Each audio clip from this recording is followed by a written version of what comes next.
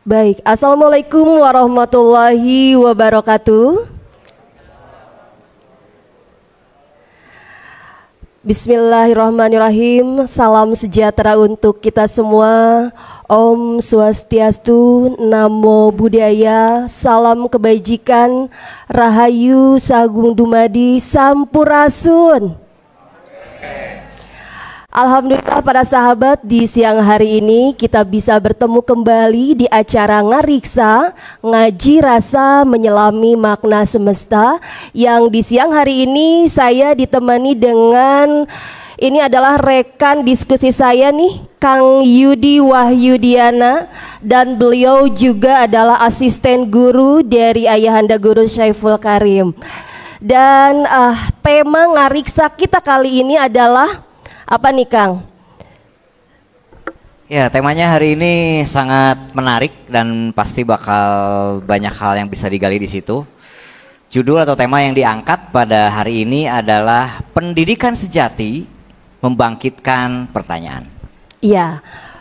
Pendidikan sejati membangkitkan pertanyaan, dan saya yakin nih para sahabat yang ada di studio khususnya sudah mempersiapkan pertanyaan-pertanyaannya ya. Dan juga sahabat yang sedang mengikuti live TikTok baik melalui TikTok dan juga live YouTube, silakan para sahabat juga mempersiapkan pertanyaan dan nanti kita akan berdiskusi langsung dengan Ayahanda Guru di siang hari ini. Baik, silakan Kang Yudi untuk memimpin diskusi kita siang hari ini nih. Baik, terima kasih. Bismillahirrahmanirrahim. Assalamualaikum warahmatullahi wabarakatuh. Baik, mohon izin saya coba memandu, membawa diskusi pada hari ini. Terima kasih kepada sahabat yang sudah hadir di studio dan juga yang mungkin di TikTok ataupun di YouTube ya. Oke, jadi tema yang diusung pada hari ini adalah pendidikan sejati membangkitkan pertanyaan. Dari judulnya saja, Ayahanda Guru, ini saya langsung timbul pertanyaan dari judulnya saja.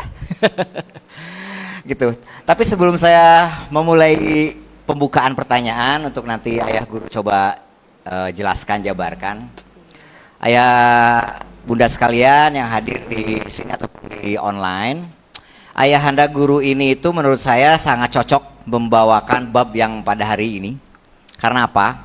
Beliau itu berpengalaman ngajar, jadi guru SMA pernah, jadi wakil kepala sekolah pernah, jadi dosen sudah, jadi konsultan pendidikan sudah, jadi pendakwah jelas. Jadi kayaknya yang berbicara sekarang Ayah Guru narasumber ini memang aman dan pantas untuk membicarakan hal pendidikan. Jadi yang paling cocok itu adalah yang berbicara adalah orang yang pernah mengalami, sehingga bicaranya dari dalam ya, bukan dari teori. Oke, Ayahanda, mungkin diawali dari pertanyaan saya gara-gara judulnya sendiri gitu. Pendidikan. Kalau kata pendidikan yang ada di kepala saya itu identik dengan pengajaran, identik dengan pembelajaran. Apakah ada bedanya ya? Pendidikan, pembelajaran, pengajaran. Apakah itu hal yang sama atau beda? Karena yang ada di pemikiran kami intinya menghijrahkan para siswa atau para murid oleh sang guru untuk menjadi lebih baik. Sesederhana itu yang ada di pemikiran saya. Mungkin bisa dielaborasi, diawali dari situ Ayah. Mangga Ayah. Baik, terima kasih Kang Yudi. Bismillahirrahmanirrahim. Assalamualaikum warahmatullahi wabarakatuh. Hari ini kita bicara pendidikan. Pendidikan yang saya maksud bukan sekedar sesuatu yang terjadi di sekolah, di universitas. Tapi saya mau berbicara pendidikan secara global, secara umum. Memang pendidikan dengan pembelajaran, dengan pengajaran itu sesuatu yang berbeda. Karena pendidikan itu bukan sekedar berbicara tentang pengembangan keterampilan berpikir, bukan sekedar berbicara tentang pengembangan kognitif. Tapi pendidikan itu berbicara juga dari sisi afektif, sikap, dan dari sisi psikomotorik, yaitu keterampilan yang bisa dilihat. Jadi pendidikan itu setidak-tidaknya meliputi 3 aspek. Yang pertama adalah aspek pengembangan keterampilan berpikir, itu aspek kognitif. Kemudian pengembangan sikap, dan yang terakhir adalah pengembangan keterampilan motorik yang disebut dengan psikomotorik. Bahkan ada kata-kata bijak dari para pendahulu pendidikan yang mengatakan bahwa pendidikan yang tidak mengembangkan aspek sikap, hanya mengembangkan aspek kognitif semata, itu tidak layak disebut sebagai sebuah pendidikan. Karena hasil dari suatu proses pendidikan itu adalah produknya adalah manusia-manusia yang akan hidup bersama di lingkungan masyarakat.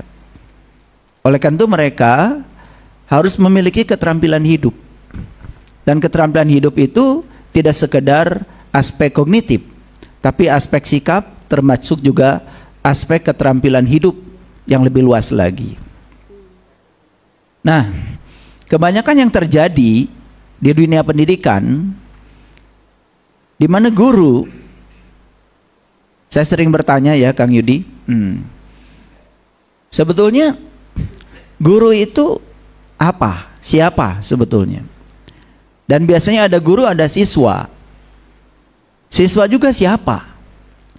Ada yang menyebut pembelajar, ada yang menyebut peserta didik. Itu istilah-istilah aja. Tapi siswa itu dari kata siswa. Si itu merujuk kepada manusia. Dan swa itu mandiri kan sebetulnya. Makanya ada namanya swadaya, swasembada. Jadi swa itu adalah kemandirian. Jadi siswa sebetulnya mereka yang sedang dilatih untuk menjadi dirinya sendiri agar mereka memiliki sikap mandiri. Tetapi kurikulum malah justru kebanyakan, baik kurikulum pendidikan formal maupun non formal, mereka itu seolah-olah mengarahkan si pembelajar itu harus menjadi seperti maunya kurikulum, bukan memberdayakan si siswa untuk menjadi dirinya sendiri. Makanya produk dari pendidikan kebanyakan mereka bukan menjadi dirinya sendiri, malah justru menjadi orang lain. Dan itu mewabah dalam kehidupan masyarakat. Sehingga sekarang ini banyak manusia yang kehilangan identitasnya. Dia menjadi orang lain, tidak menjadi dirinya sendiri. Padahal setiap manusia itu datang ke dunia ini unik sebetulnya. Dia itu direncanakan Tuhan untuk tujuan Tuhan. Makanya tugasnya para pendidik sebetulnya bukan mentransfer knowledge, bukan mentransfer pengetahuan. Karena kalau pendidikan itu menganggap siswa ini sebagai wadah kosong seperti mengisi ember, ya tidak perlu ada sistem pendidikan. Karena apa? Segala informasi sekarang sudah mudah diperoleh dimanapun tentang apapun.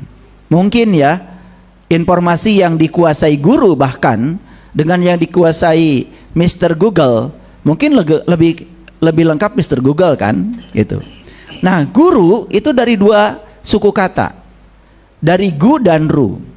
Jadi gu itu artinya adalah kegelapan sebetulnya, dan ru itu artinya cahaya.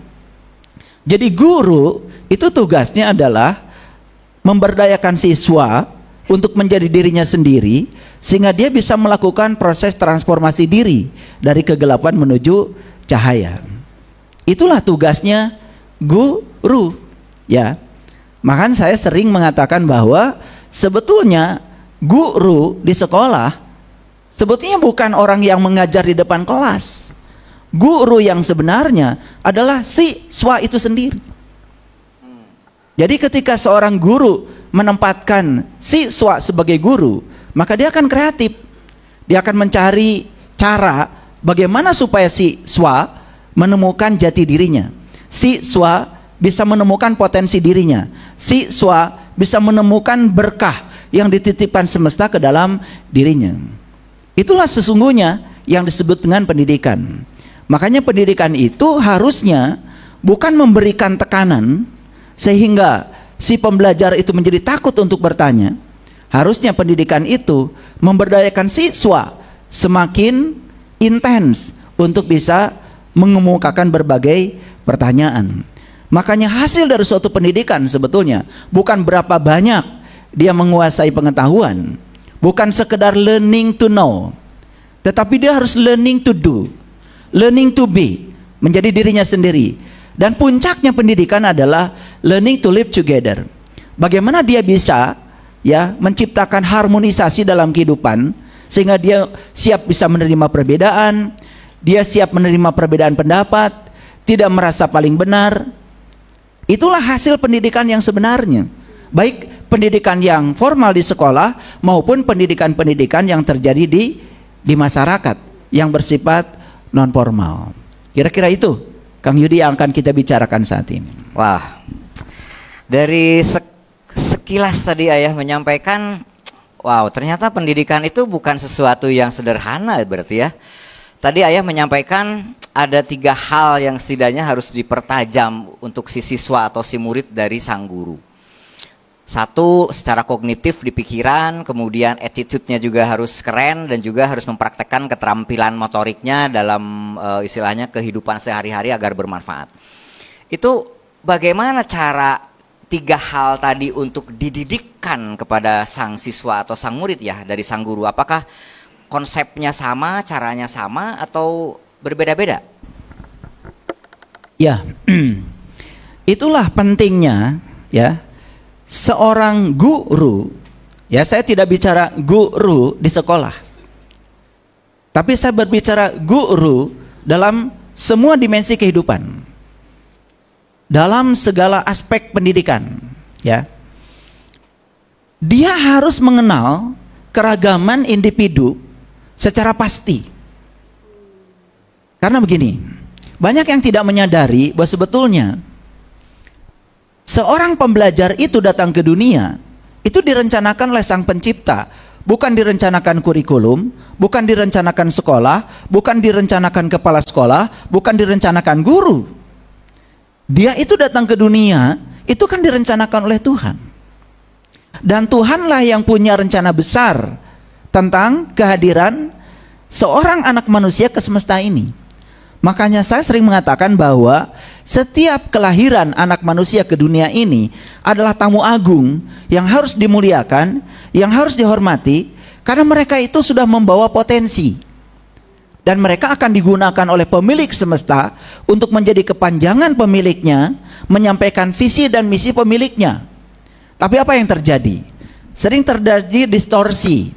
Di mana? Ya, keberhasilan seseorang itu diukur dari seberapa banyak dia bisa menyerap apa yang dimaksud oleh kurikulum, bukan apa yang dimaksud oleh Tuhan dengan rencana Tuhan. Nah, itu sebabnya ya, seorang pendidik dimanapun ya, dia harus mengetahui keragaman peserta didik. Contoh misalkan begini, kenapa Tuhan ya menghadirkan setiap manusia dengan golongan darah yang berbeda? Dan sekarang riset tentang golongan darah sudah sangat luar biasa. Di mana golongan darah itu bukan soal cerita tentang golongan darah ini A, B, AB, O, bukan sekedar itu. Tetapi golongan darah itu berbicara tentang kepribadian. Jadi ada kepribadian ya yang bisa ditunjukkan lewat golongan darah. Di samping itu, setiap siswa datang ke dunia ini juga punya tipe-tipe otak yang berbeda. Setidaknya ada 5 jenis tipe otak. Ada tipe otak action, ada tipe otak yang disebut dengan logic, ada tipe otak master, ada tipe otak kreatif, ada tipe otak emosi. Mohon maaf, saya bukan merendahkan. Saya ragu ya, kalau guru datang ke kelas, mereka sudah tahu, sudah memprofiling tipe-tipe otak dan kepribadian mereka yang unik itu. Lalu apa yang terjadi? Kita serahkan anak didik kita ke dunia pendidikan. Saya bicara dunia pendidikan bukan hanya sekolah, termasuk pesantren. Termasuk juga dalam lingkungan masyarakat. Pengajian-pengajian itu dunia pendidikan, tapi itu non formal. Ya. Nah, semua itu akhirnya dibentuk oleh yang guru mau, bukan dibentuk oleh yang Tuhan mau. Lalu apa yang terjadi? Yang terjadi ketika dia lulus dari suatu lembaga pendidikan, dia bukan menjadi dirinya sendiri, tapi dia menjadi orang lain. Nah, itulah pentingnya barangkali kita sedikit gaul ya Kang Yudi. Sedikit gaul. Saya pernah bekerja sama hampir 10 tahun dengan sebuah proyek dari Jepang yang mengembangkan pendidikan. Namanya proyek JICA namanya. Ya. Jadi JICA itu mengajarkan satu proyek dalam dunia pendidikan yang namanya lesson study. Nah, lesson study itu praktek mengajar di kelas, di mana ada guru sebagai pengajar, tapi di belakang ada sekian banyak observer yang memperhatikan tentang interaksi antara guru dengan si pembelajar. Nah, ketika guru itu tidak memperhatikan keragaman peserta didik, si observer nanti akan kasih tahu bahwa Anda itu tidak memperhatikan keragaman dari setiap individu. Jadi pertanyaan Kang Yudi tadi, apakah harus sama metodenya? Inilah, kita selama ini memperlakukan semua peserta didik dengan tindakan yang sama. Kenapa? Karena dikasih seragam. Ini gara-gara seragam barangkali. Ya, seragam ini bukan sekadar berbahaya dan menyeragamkan peserta didik, ya, tetapi ya, seorang pengajar itu tidak mengerti keragaman dari peserta didiknya. Apakah dia tipe otaknya action? Apakah tipe otaknya logik? Apakah tipe otaknya master? Apakah kreatif? Apakah emosi? Itu sangat berbeda pendekatannya. Bahkan ya di negara-negara maju ya, membuat kelas itu berdasarkan profiling dari golongan darah dan tipe otak. Sehingga mereka menemukan cara yang tepat untuk bisa memberdayakan potensi yang ada pada diri peserta didik itu. Nah, kalau di Jepang ada yang namanya ikigai. Nah, ikigai itu kan memberdayakan 4 hal. Yang pertama yang digali itu adalah dia disuruh untuk menemukan apa yang dia suka sejak dari kecil. Itu yang namanya passion. Setelah dia menemukan yang dia suka, dia akan diarahkan oleh si pembelajar untuk menekuni yang dia suka. Ya, sampai dia menemukan jawaban, apakah yang dia suka itu dibutuhkan nggak oleh kehidupan untuk learning to live together itu. Ya. Nah, ketika dia menyukai sesuatu, tapi yang dia sukai itu tidak dibutuhkan oleh banyakkan orang, maka dia disuruh untuk menemukan, bukan itu sebetulnya yang kamu suka yang sebenarnya. Karena tidak mungkin semesta ini ya mengarahkan seseorang ke alam dunia ini tanpa tujuan. Nah, sampai harus menemukan yang dia suka itu, dan yang dia suka itu dibutuhkan oleh banyak orang. Nah, ada yang ketiga lagi, dia menyukai sesuatu dan dibutuhkan banyak orang. Yang ketiga, apakah yang dia suka dan dibutuhkan banyak orang itu memungkinkan nggak untuk menjadi sumber berkah bagi dia? Sebab suka atau tidak suka, dia akan berinteraksi dengan banyak orang, dan dia juga butuh sesuatu. Mohon maaf, butuh pekerjaan, butuh uang. Ada kebutuhan yang harus dia penuhi. Apakah yang dia suka dan dibutuhkan orang itu memungkinkan nggak untuk menjadi sumber berkah bagi dirinya? Dan yang terakhir yang lebih keren lagi, dia menyukai sesuatu dan dibutuhkan banyak orang, dan itu menjadi sumber berkah. Apakah memungkinkan itu menjadi satu-satunya dia yang bisa itu? Itulah yang disebut dengan profession. Makanya ketika dia sudah menemukan irisan antara passion, mission, kemudian vocation dan profession, itu yang disebut dengan ikigai, maka kecenderungan dia untuk memiliki masa depan yang jelas itu terbuka, sehingga dia hidup sesuai dengan kompas dirinya. Nah, yang seperti ini, mohon maaf ya, saya 34 tahun ya berkecimpung di dunia pendidikan, Kang Yudi. Saya pernah mengajar di SMA, mengajar fisika, saya pernah mengajar matematika, saya pernah mengajar di universitas 34 tahun, saya mengajar semua mata kuliah yang ada kaitan dengan fisika, saya mengajar kalkulus, saya mengajar matematika. Bahkan saya mengajar yang namanya mata kuliah entrepreneurship. Saya menemukan data yang mengejutkan di situ, ya. Bukan sekedar siswa ini, para pembelajar ini tidak memiliki pertanyaan tentang yang dia pelajari. Karena jangan-jangan sejak dari kecil semua pertanyaan yang muncul di benaknya itu sudah dibungkam oleh satu sistem, namanya sistem pendidikan. Sehingga si pembelajar ini bukan semakin semangat bertanya, malah semakin takut untuk bertanya. Apalagi yang menyangkut keyakinan. Padahal keyakinan tanpa keraguan itu fanatisme yang dibungkus oleh kepastian palsu. Jadi kepastian yang palsu itu, sehingga muncul yang namanya fanatisme.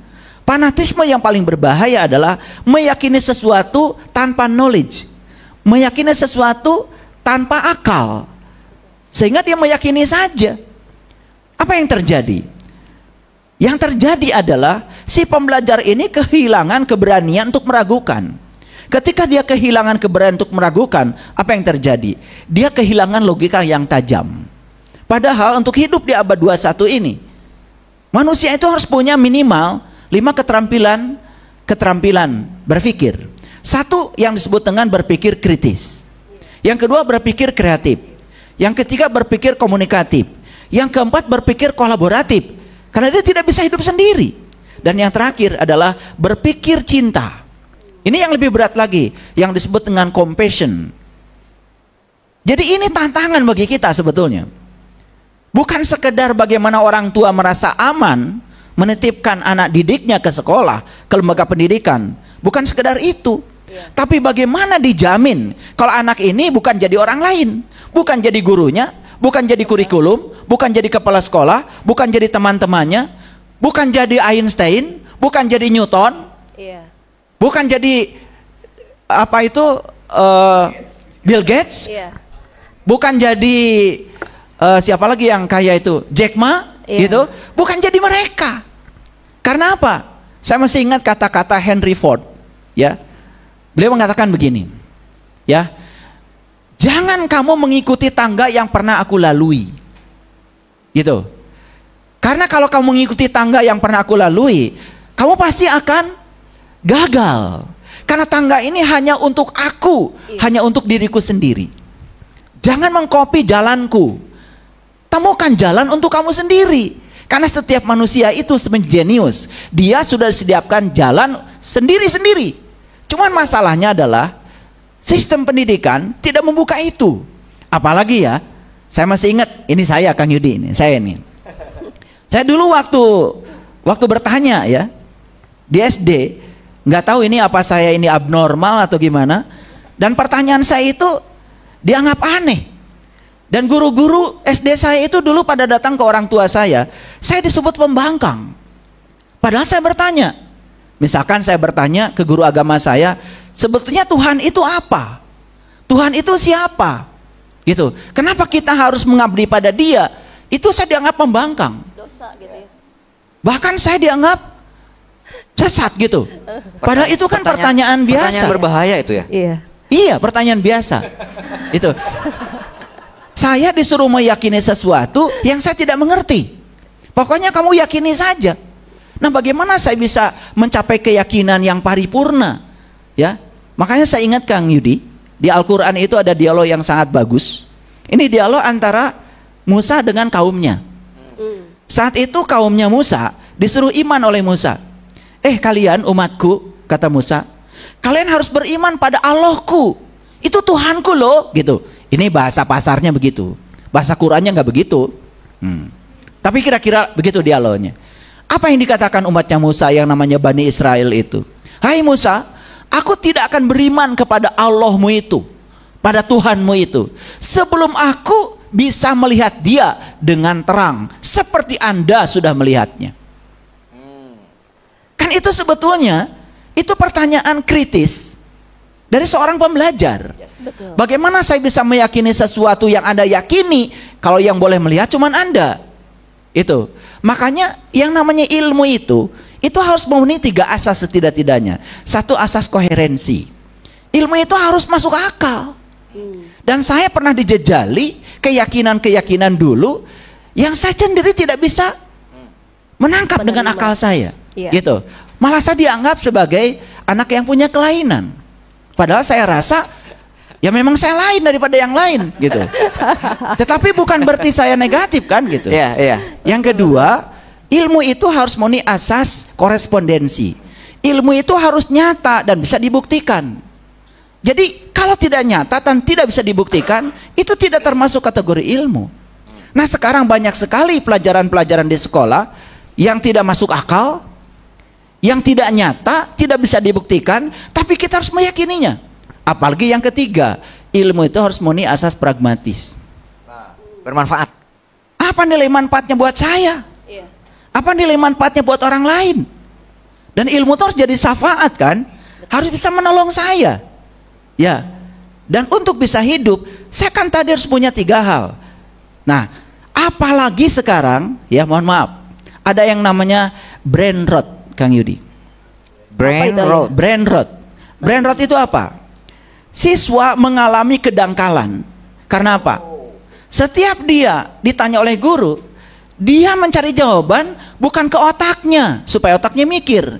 Dia mencari jawaban ke sumber-sumber jawaban yang sudah ada. Pasti akan cari jawaban ke Google. Ke Google. Bahkan sekarang cari jawaban ke AI. Iya. Gitu ya. Ini sangat berbahaya. Iya. Sehingga keterampilan kognisi dia tidak berkembang. Jangankan sikap, jangankan psikomotorik. Keterampilan kognisi, keterampilan berpikir yang 6, mulai dari mengingat, memahami, menerapkan, menganalisis, mengevaluasi, sampai mensintesa pengetahuan, itu tidak terjadi. Kenapa? Setiap ada pertanyaan, selalu ngengken wawanen. Nah, Bahasa selalu Jerman minta pertolongan kepada yang instan. Nah, brain rot itu di mana otak seseorang sama sekali tidak berkembang.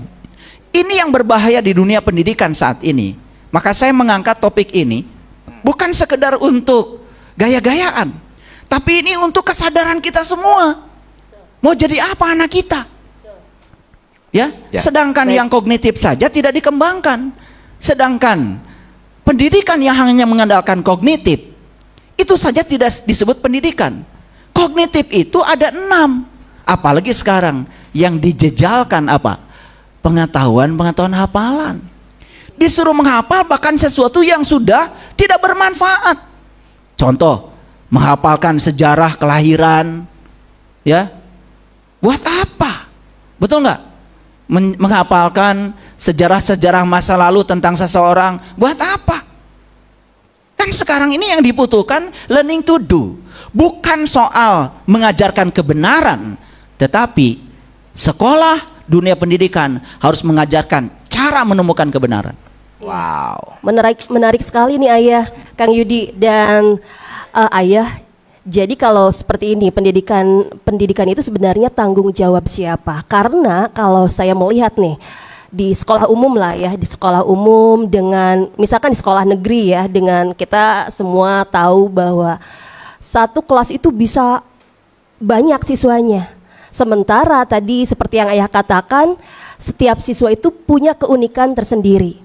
Mungkin ada yang dia dominan auditori, ada yang dominan visual, ada yang dominan kinestetik. Sebenarnya ini kan seharusnya ini guru mengetahui keunikan-keunikan tersebut. Namun karena banyaknya siswa nih di kelas tersebut, ini tidak bisa fokus ke masing-masing peserta didik. Jadi Ayah, sebenarnya pendidikan itu tanggung jawab siapa? Ya, pendidikan itu tanggung jawab bersama. Orang tua, sekolah, masyarakat, termasuk yang paling harus bertanggung jawab itu media. Termasuk semua platform media sosial harus bertanggung jawab. Ketika platform media sosial, ya, TV dan semua itu terus menjejali berita negatif, cara berpikir negatif, itu sudah membentuk alam bawah sadar, ya, bukan sekedar anak tapi bangsa secara keseluruhan untuk menarik semua hal yang negatif dalam hidupnya, dan ini tidak disadari. Saya masih ingat ya, Waktu beberapa tahun yang lalu, sebelum periode kepemerintahan yang sekarang, itu pernah ada yang namanya kurikulum Merdeka Belajar. Merdeka Belajar Kampus Merdeka, yang namanya MBKM. Itu umurnya belum lama itu. Belum lama. Sebetulnya tujuan utama dari MBKM itu adalah melayani keberagaman itu. Tetapi karena filosofis pendidikan itu ada yang namanya ketuntasan minimal, sehingga siswa itu yang tidak senang matematika harus belajar matematika sampai mencapai ketuntasan itu. Sehingga sekolah menjadi menakutkan. Sekolah bukan sesuatu yang menyenangkan. Sehingga ke sekolah itu ada keengganan. Lalu dipaksa mereka harus mencapai angka tertentu supaya disebut mencapai minimal. Padahal dia memang disiapkan oleh semesta tidak untuk tujuan itu. Siapa tahu kan dia memang untuk jadi atlet. Siapa tahu memang dia untuk jadi seniman. Kan tidak harus dipaksakan menguasai semua pelajaran. Nah sekarang, ya pemerintah sekarang sudah mengemukakan lagi isu baru tentang pendidikan, namanya deep learning. Nah, pembelajaran mendalam. Nah ini bagus sebetulnya idenya, ya. Tetapi bagaimana mengimplementasikan deep learning itu? Kalau siswa sekarang difasilitasi oleh laptop, siswa difasilitasi oleh HP, ya kan? Iya, guru ngasih pertanyaan, yang penting asal pertanyaan, lalu siswa mencari jawabannya di platform itu, betul nggak? Nah, AI segala bisa ya? Lah iya, AI itu bisa menciptakan lagu. Iya. Saya kemarin nyoba, saya bikin lirik, ya, saya suruh AI untuk bikin lagunya. Jadi lagu. Jadi itu lagunya, buatan AI, ya.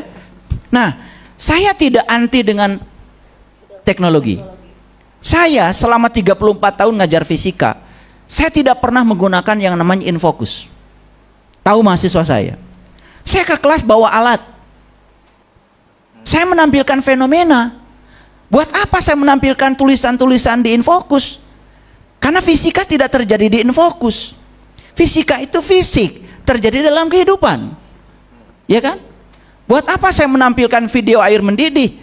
Kan gampang, saya bawa kompor, bawa air. Betul nggak? Kemudian saya panaskan. Udah, dia suruh menyaksikan air mendidih, suruh mengukur langsung air mendidih.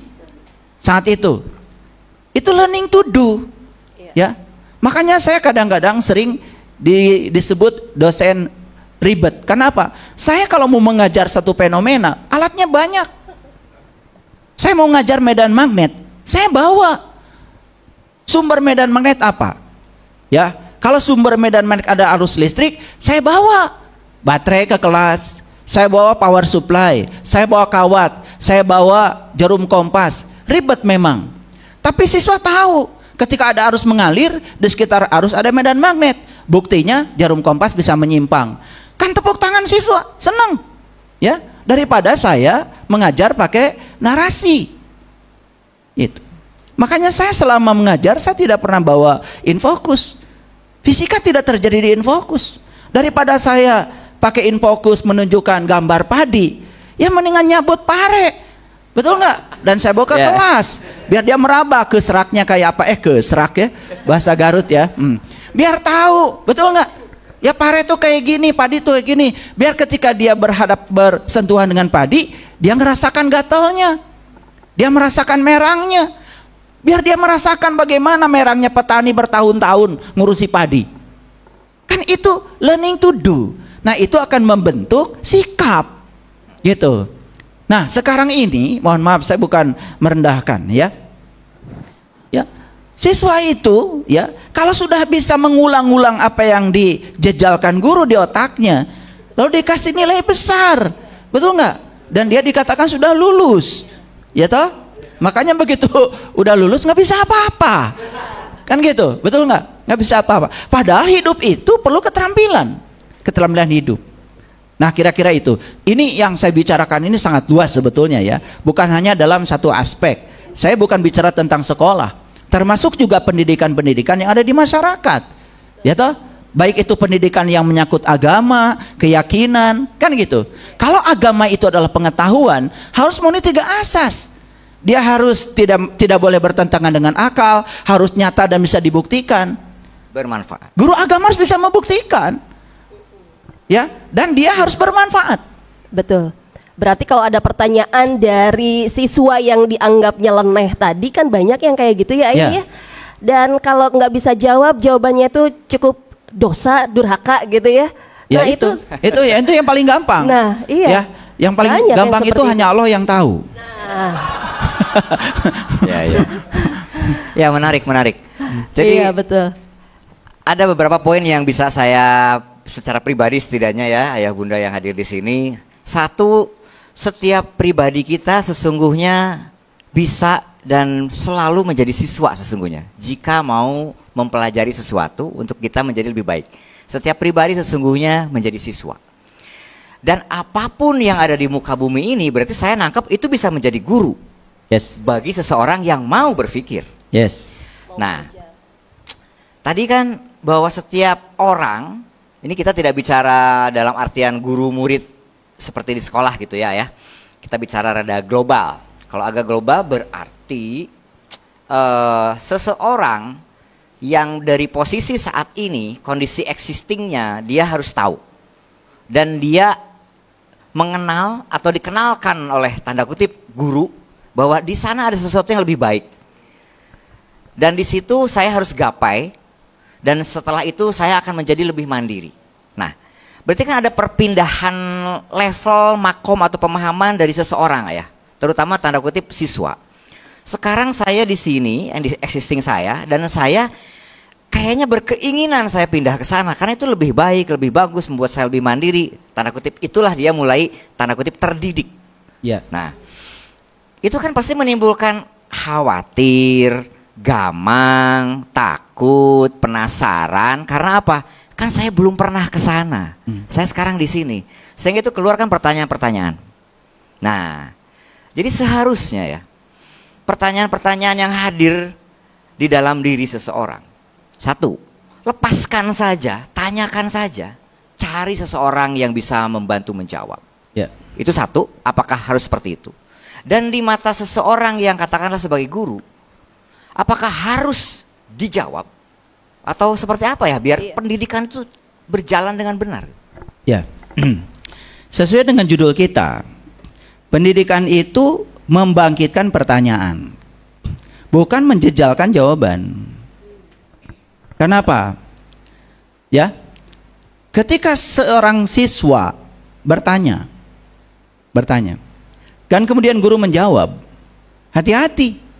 Belum tentu jawaban guru saat itu adalah jawaban atas pertanyaannya. Bisa jadi sekedar tanya jawab. Karena itu sangat bergantung kepada tingkat kesadaran, tingkat pendidikan yang dimiliki oleh guru saat itu. Tetapi guru tidak boleh menekan, seolah-olah jawaban dia yang paling benar. Dan itu harus jujur, ya, harus jujur. Biarkan saja pertanyaan itu suci adanya. Biarkan pertanyaan itu jangan dinodai oleh jawaban-jawaban yang keliru, apalagi jawaban yang ada tekanan. Ya, oleh karena itu maka ketika siswa itu mengembangkan begitu banyak pertanyaan, semakin kuat rasa ingin tahunya. Makanya ada hukum alam. Siapa yang terus-menerus bertanya, maka semesta juga akan mengalirkan jawaban. Tidak mesti jawabannya dari guru. Tidak mesti jawabannya dari guru. Dia nanti akan mencari kepuasan jawaban. Ya, dari mana saja. Nah, itulah sebetulnya yang harus dikembangkan. Nah, jangan sampai siswa itu dibungkam sehingga menjadi takut untuk bertanya. Saya terus terang ya, di universitas itu saya prihatin. Kalau masuk kelas itu, ketika seandainya ada yang bertanya, nyaris tidak ada pertanyaan. Semua diam, takut salah bertanya. Padahal sebetulnya ya, bertanya itu salah satu keterampilan hidup, Kang Yudi. Bertanya itu keterampilan hidup, ya, keterampilan hidup. Makanya saya sendiri membangun diri saya dengan pertanyaan. Makanya kalau saya dulu sejak kecil Kang Yudi, saya punya namanya buku bodoh. Buku bodoh, bukan buku pinter. Jadi buku bodoh saya itu isinya apa? Isinya apa yang saya lihat, saya tulis dan saya pertanyakan. Jadi saya melihat kipas angin, saya tanya, kipas angin itu apa? Bagaimana cara kerjanya? Bagaimana dia bisa muter? Dalamnya seperti apa? Sampai saya itu membongkar dalamnya. Oh, dalamnya itu cuma kumparan, ada magnet permanen. Ketika dialiri listrik, maka dia akan terjadi yang namanya gaya magnet. Gaya magnet itu yang memutarkan itu. Sehingga kalau kipas angin ini rusak, saya tidak harus pergi ke tukang servis, karena saya ngerti mekanismenya, saya ngerti kerjanya. Saya dulu sebelum ngajar termodinamika di universitas, saya beli mobil bekas dulu yang tidak jalan. Sampai saya berdebat dengan istri saya, kenapa? Orang lain beli mobil kan di dealer, saya beli mobil di kandang ayam. Dan mobilnya itu sudah penuh dengan telur ayam. Itu tantangan bagi saya. Bagaimana mobil ini bisa hidup lagi mesinnya? Sehingga saya menjadi ahli di bidang itu. Sehingga saya punya project, saya punya bisnis, saya bisa buka bengkel, saya bisa memberikan asistensi pada orang-orang yang mobilnya mogok misalnya. Itu kan keterampilan hidup. Keterampilan hidup. Dan itu butuh tekad untuk rasa ingin tahu. Nah, tugasnya dunia pendidikan itu menanamkan rasa ingin tahu.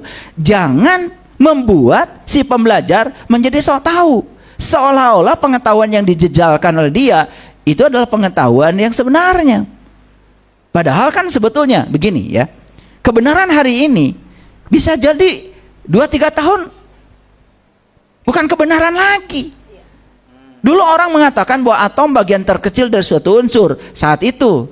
Tapi begitu ketemu elektron, ketemu proton, ada partikel subatomik, gugur kan pengetahuan tentang atom bagian kecil dari suatu unsur. Jadi kalau ada pendidik yang mengajarkan atom bagian kecil dari suatu unsur hari ini, patut ditertawakan kan gitu.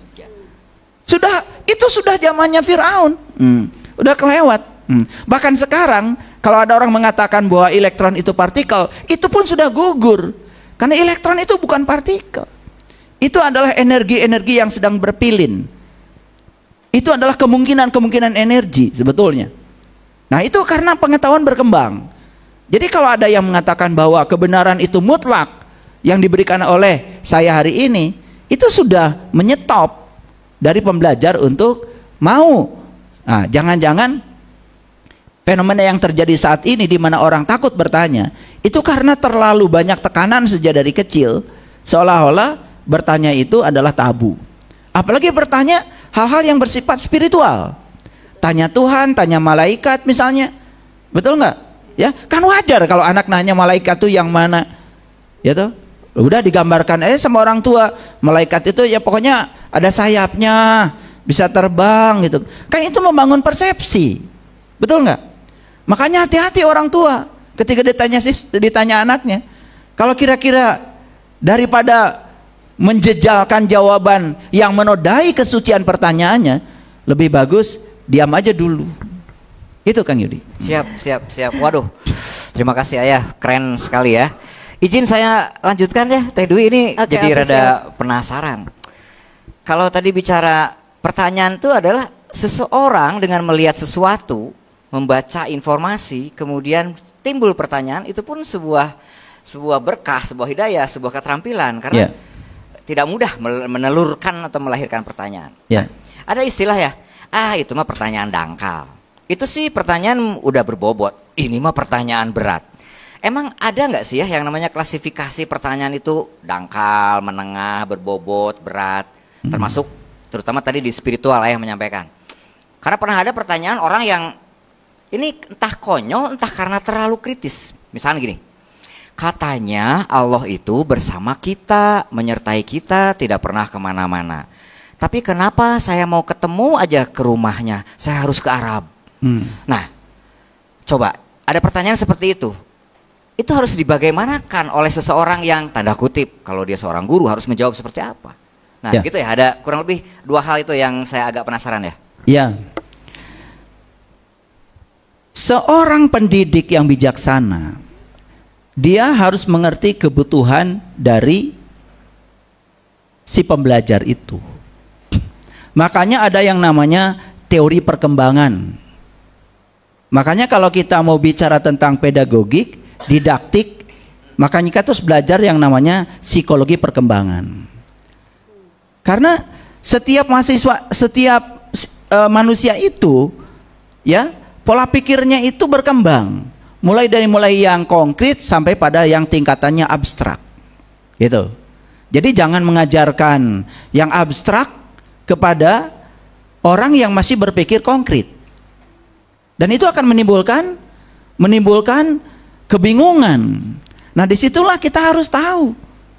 Makanya benar kata Nabi Muhammad, mengajarkan ilmu kepada mereka yang butuh, itulah kebenaran. Tapi kalau mengajarkan ilmu pada yang tidak butuh, itu kezaliman. Bahkan kita menahan ilmu dari yang butuh, itu juga suatu kezaliman. Nabi Muhammad mengajarkan seperti itu. Itu artinya, ya, dalam proses menjawab pertanyaan itu ada tingkatan-tingkatan. Maka di Quran dikatakan,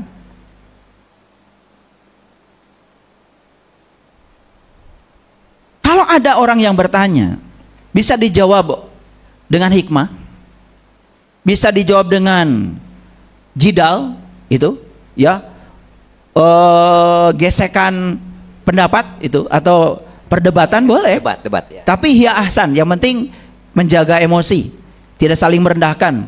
Kan di situ akan menemukan kebenaran. Kalau di situ tidak ada ego dan saling mau menerima pandangan dari orang lain selama pandangan itu masuk akal. Itu kan diajarkan di Quran. Ya. Diajarkan di Quran. Ya. Tahapan-tahapan itu diajarkan dalam Al-Quran. Nah, sekarang ada pertanyaan. Itu kan pertanyaan bisa jadi dalam kehidupan bagi anak-anak yang kritis, bagi pembelajar yang kritis. Misalkan begini kan. Kan banyak sekali dia mendengar, sesungguhnya Allah bersamamu lebih dekat daripada urat nadi lehermu. Sesungguhnya Allah bersamamu lebih dekat daripada urat lehermu. Kan itu sudah ada ayatnya. Lalu kemudian dia melihat fenomena yang terjadi, kok orang-orang mau bertemu Tuhan pergi ke tempat yang jauh. Misalnya. Kan itu wajar kalau menimbulkan pertanyaan. Disitulah harus ada kebijaksanaan. Kita lihat dia ada di tingkatan mana, gitu. Jangan sampai meracuni. Oh, ternyata yang di sana itu, ya, menceritakan tentang aspek simboliknya. Dalam bahasa agama barangkali disebut aspek syariatnya, gitu. Nggak apa-apa pergi ke sana. Karena dengan pergi ke sana ada simbol-simbol yang bisa dia baca untuk meniti ke dalam diri. Yang penting kamu setelah pulang dari sana, gunakan simbol-simbol yang kamu pelajari di sana untuk kamu bisa meniti, menemukan yang sesungguhnya. Makanya kan ilmu juga ada ilmu syariat, ada ilmu thorikat, ada ilmu hakikat, ada ilmu ma'rifat. Nah, untuk menemukan hakikat itu, terkadang leluhur kita pun membuat simbol-simbol yang bersifat syariat.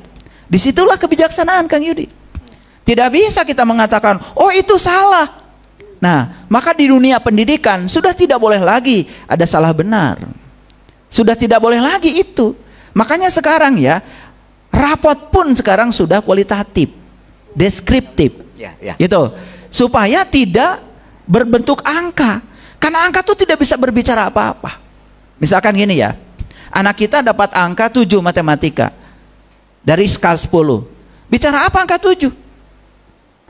Gak ada informasi yang bisa dibaca oleh orang tua. Sekarang dinarasikan, ya, dinarasikan dalam bentuk kualitatif.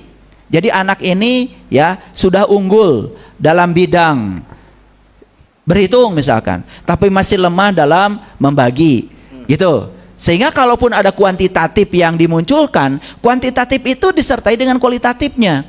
Sehingga yang namanya raport itu kan sebetulnya adalah laporan hasil pendidikan. Itu bukan sesuatu yang sudah tuntas. Informasi buat orang tua dan guru, anak ini baru mencapai tingkatan ini untuk bidang ini. Sehingga ada upaya bersama tadi dari semua pihak, kan begitu. Itu sebetulnya, ya. Ngerti kan, iya. Kang Yudi? Menarik sekali nih, Ayah. Keren. Iya, kita memberikan kesempatan terlebih dahulu kepada para sahabat yang ingin memberikan pertanyaan, boleh nanti yang ada di studio, dan untuk para sahabat juga yang sedang mengikuti melalui live TikTok dan YouTube, silakan bisa komen saja. Nanti jika ada pertanyaan nanti coba kita sampaikan kepada Ayahanda Guru dan apakah bisa dijawab hari ini atau seperti apa. Baik, yang di studio terlebih dahulu boleh Pak, silakan. Monggo. Pakai yang saya aja ya. Baik, nuhun. Bismillahirrahmanirrahim. Assalamualaikum Ayah Guru. Waalaikumsalam warahmatullahi wabarakatuh. Kang Yudi dan semuanya. Menarik sekali diskusi hari ini. Dan jujur saya selaku orang tua, ya kan, informasi yang disampaikan Ayah Guru itu luar biasa tadi. Dan terlintas di dalam benak saya tadi. Bagaimana kita sebagai orang tua menghadapi realitas pendidikan hari ini. Itu satu mungkin pertanyaannya. Yang kedua, tadi malam ya sebenarnya dari dulu sempat saya itu melihat tentang numerologi yang pernah disampaikan Ayah Guru ya, terkait angka. Ada angka lahir, angka tujuan, ada angka kehidupan begitu ya. Dan itu kalau saya kaji itu memang punya di situ dijelaskan makna-makna tentang kejiwaan dan blueprint dari manusia gitu ya. Nah, bagaimana kiranya kalau itu kemudian menjadi semacam basic juga kajian untuk pendidikan begitu. Mohon pendapatnya Ayah. Ya. Sementara itu. Baik ya. Terima kasih. Jadi ini ada dua pertanyaan yang sangat bagus ya, sangat menarik. Pertama, pertanyaannya ini udah langsung. Bagaimana sikap kita ketika kita dihadapkan pada situasi di mana sistem pendidikan itu barangkali belum bisa mengarahkan peserta didik untuk menjadi dirinya sendiri. Inilah memang ya. Makanya kalau kita lihat ranking pendidikan terbaik di dunia, yang paling mengejutkan kan sebenarnya Singapura. Singapura itu nomor 1 terbaik ya. Ada lembaga dunia, ada tes-tes dunia, ada yang namanya PISA, ada yang macam-macam itu, lembaga-lembaga tes dunia yang mengetes tentang kualitas pendidikan sebuah negara. Singapura itu selalu nomor 1 ya, bahkan mengalahkan Jepang ya. Jepang itu nomor 2 atau nomor 3, Korea ya. Bahkan negara-negara di Eropa itu kalah ya sama Singapura ya, tentang kualitas pendidikan. Itu berdasarkan tes ya, lembaga-lembaga dunia. Yang dites itu tentang keterampilan berpikir, yang dites itu tentang potensi akademik, ya kan? Ya, jelas tesnya tidak ada hafalan, tidak ada hafalan, ya, gitu. Nah, bagaimana kita menghadapi situasi seperti itu? Ya tentu saja kita ini datang ke dunia ini jadi marga lantaran ketitipan tamu agung. Makanya bukan sekedar melahirkan anak. Jadi kenapa kemudian ada upaya untuk membatasi kelahiran? Menurut saya itu bukan pembunuhan. Program pemerintah membatasi kelahiran itu supaya yang lahir ini ya, itu bisa fokus kita mendidiknya. Itu kalau diskusi sama anak-anak saya suka nyindir anak saya begini. Ayah itu sekeluarga kan 12. Saya itu sekeluarga 12, meninggal 1. Jadi yang ada 11. Satu losin kan? Ya. Jadi saya suka dibilang gini sama anak-anak saya. Katanya ayah ini lahirnya glosiran katanya. Itu. Karena yang pakai lusin kan biasanya glosiran biasanya kan gitu. Itu. Ya, saya sering bergurau juga dengan anak saya. Oh, walaupun ayah ini glosiran, tapi tidak murahan saya bilang. Itu gurauan saya dengan anak-anak, karena anak-anak tuh kalau di rumah itu kalau candaan ya suka bebas gitu, karena tidak ada rasa rasa enggan gitu untuk bergurau dengan orang tua. Ya, itulah Pak. Makanya kita harus ikut serta dalam proses perkembangan dunia tentang dunia pendidikan, sehingga kita banyak tahu. Coba sekarang saya tanya, Bapak anaknya berapa? 3. Pernah diprofiling nggak tipe otaknya apa? Belum. Bapak sendiri di rumah memperlakukan anak kan pasti sesuai yang Bapak mau, bukan yang anak mau. Betul nggak? Di rumah aja udah bermasalah. Betul nggak? Nanti masalah kedua di sekolah. Betul nggak? Bahkan ketika kita masukkan anak ke sekolah, udah dikasih seragam oleh sekolah, sekolah tuh berpikir ini anak harus mencapai hasil yang sama. Betul nggak? Padahal Pak ya, ikan itu kelihatan jenius kalau di air. Tapi kalau manjat pohon kan dia jadi idiot. Jangan-jangan anak kita itu sebenarnya jenius, cuma salah tempat. Karena selalu dipaksa untuk belajar sesuatu yang dia sendiri sebetulnya tidak punya keunggulan itu gitu, secara bakat gitu. Nah, bagaimana sikap kita? Inilah yang saya bilang tadi, pertanyaan dari Teh Dwi tadi. Pendidikan tanggung jawab siapa sih? Tanggung jawab kita bersama. Nah, kalau kita pun orang tua tidak mau mengakses perkembangan-perkembangan baru tentang dunia pendidikan, lalu kita menyerahkan semuanya kepada lembaga pendidikan yang kita percayakan, dan kita sama sekali abai terhadap itu, berarti kita juga sudah tidak bertanggung jawab terhadap itu. Nah, bagaimana sikap kita? Mulailah dari diri kita sendiri. Sekarang anak kita profiling lah setidak-tidaknya. Karena apa? Anak yang tipe otaknya action dengan anak yang tipe otaknya emosi tidak bisa diperlakukan sama. Saya punya cucu ya, cucu yang paling besar tipe otaknya master. Tipe cucu saya yang kedua tipe otaknya logic. Nah, cucu saya yang kedua ini senangnya belajar. Ya, sudah jadi juara robotik. Ya. Dia level di kumonnya udah melampaui anak-anak seusia dia. Ya, dia memang tipenya logik, senangnya itu. Nah, kadang-kadang sering lupa di rumah, ya, sering dibanding-bandingkan, ya. Karena anak yang cucu yang besar ini tipenya master, ya, senangnya jalan-jalan, lari-lari gitu. Nggak bisa disuruh dia belajar kumon, nggak bisa. Karena dia oleh semesta diberi keunggulan yang berbeda. Dan dua-duanya hebat sebenarnya. Dua-duanya jenius. Nah, orang tua sering khawatir karena anak ini nggak pandai kumon, padahal anak ini pandai yang lain kan gitu. Karena kita tidak mau membaca pesan semesta, akibatnya apa? Kesalahan terbesar orang tua di rumah, ya. Semua harus dibangun sesuai dengan orang tua mau. Bahkan pendidikan harus seperti yang orang tua mau. Ya toh? Orang tuanya dokter, anaknya harus jadi dokter. Orang tuanya teknik, anaknya harus teknik. Saya ahli fisika, gak ada anak saya yang ahli fisika. Bahkan anak saya yang ketiga malah ngurusi teknik pangan. Tapi saya tidak pernah memaksa mereka harus seperti saya. Karena yang seperti saya cuma satu di dunia ini, limited edition. Jadi tidak boleh ada kopi dari saya gitu. Tidak boleh.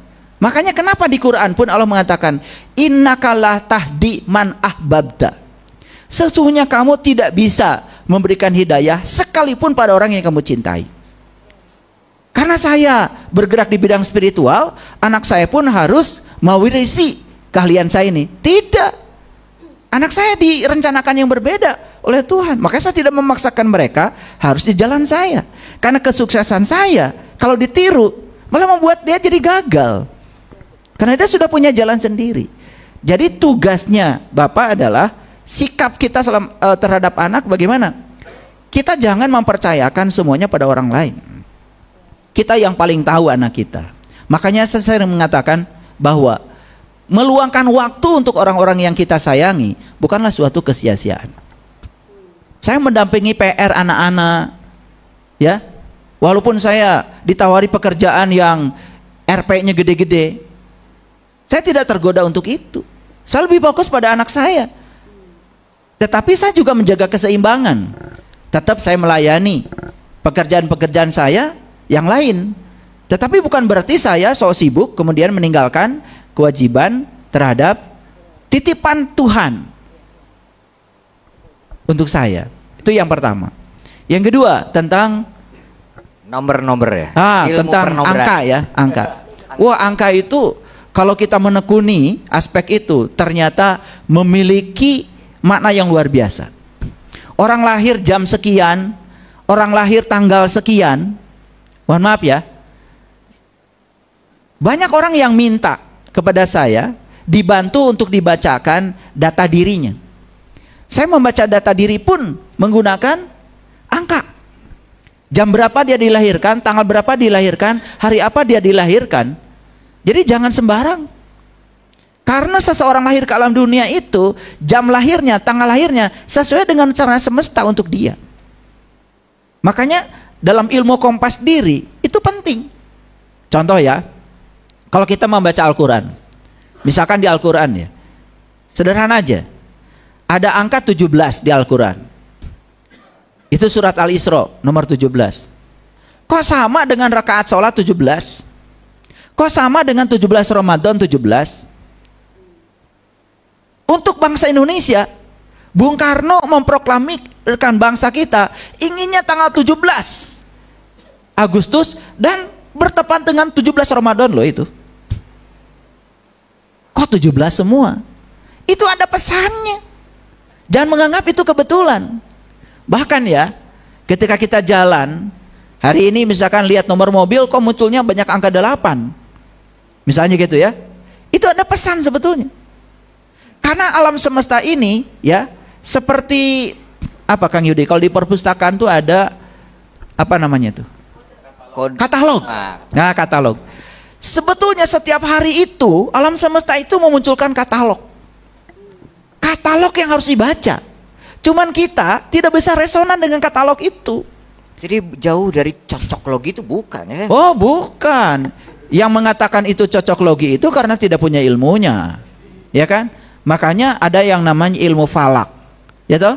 Karena apa? Posisi bumi bulan, posisi bumi matahari, ya, posisi bulan bintang, posisi bumi dengan yang lainnya, posisi bumi dengan Mars, dengan Jupiter, itu kan gaya tarik gravitasi, itu berubah-ubah setiap saat. Makanya energi potensial gravitasi berubah-ubah. Nah sekarang gini aja sederhana, saya mau kasih penjelasan. Di Indonesia itu pohon pete ada berapa pohon? Ada yang tahu? Saya nggak ngitung ya. Nggak ngitung. Sama, saya juga nggak ngitung. Tetapi lihat tuh pohon pete itu, tidak saling bertemu, tidak janjian, betul nggak? Di musim pete semua berbuah. Pernah nggak memikirkan? Ya kalian nggak pernah mikir. Senangnya makan pete doang. Coba pikirkan, nggak janjian kan? Pohon pete yang di Jelekong sini dengan pohon pete yang di kampung saya di Garut sama berbuahnya Pak, di musim yang sama. Padahal yang di Jelekong yang di Garut itu gak punya HP, tidak janjian, gak WA-an ya. Nah pertanyaannya, kenapa mereka bisa sama-sama? Coba, bisa sama-sama kompak berbuah di waktu yang sama, di musim yang sama. Apa yang menghubungkan itu? Itu kalau dibahas itu gak akan selesai di kajian ini. Hanya bicara tentang kenapa pohon pete berbuah di waktu yang sama. Pohon rambutan lain lagi, punya jadwal lain lagi, gak bareng sama pohon pete. Betul nggak? Tetapi tidak pernah ya di lingkungan ini rambutan, pete, jengkol semua nggak pernah. Betul nggak? Nah, saya itu kan suka memperhatikan di sini ada pohon, saya punya pohon di situ tuh di Jelekong yang nggak pernah saya izinkan untuk ditebang.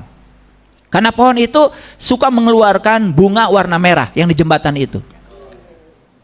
Jadi kalau saya lihat bunga merah itu di tempat lain, saya jadi ingat Jelekong. Begitu saya ke sini, oh ternyata bunga saya juga, pohon saya juga sedang berbunga warnanya merah. Gak janjian kan? Coba, ini pertanyaan dari Kang Yudi. Tidak seluruh pertanyaan harus dijawab. Tetapi izinkan pertanyaan itu abadi dalam diri.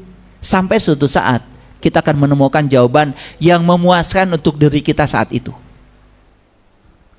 Itu Pak. Ya. Oke. Baik, terima Panjang kasih. jadinya. Panjang. Ya, terima kasih ya. Teh Dwi masih ada Pertanyaan ayah dari saya. online? Pertanyaan dulu di sahabat di YouTube dari Pak Agus Pamungkas. Mohon izin bertanya ayah, bagaimana tips mencari sekolah saat ini yang ideal buat anak supaya anak kita berkembang dengan baik dalam bingkai kesadaran yang hakiki. Wah, ini pertanyaan sangat sulit ya. Saya aja sulit cari sekolah. Ya, begini. Mohon maaf, saya bukan mau membongkar kelemahan dunia pendidikan.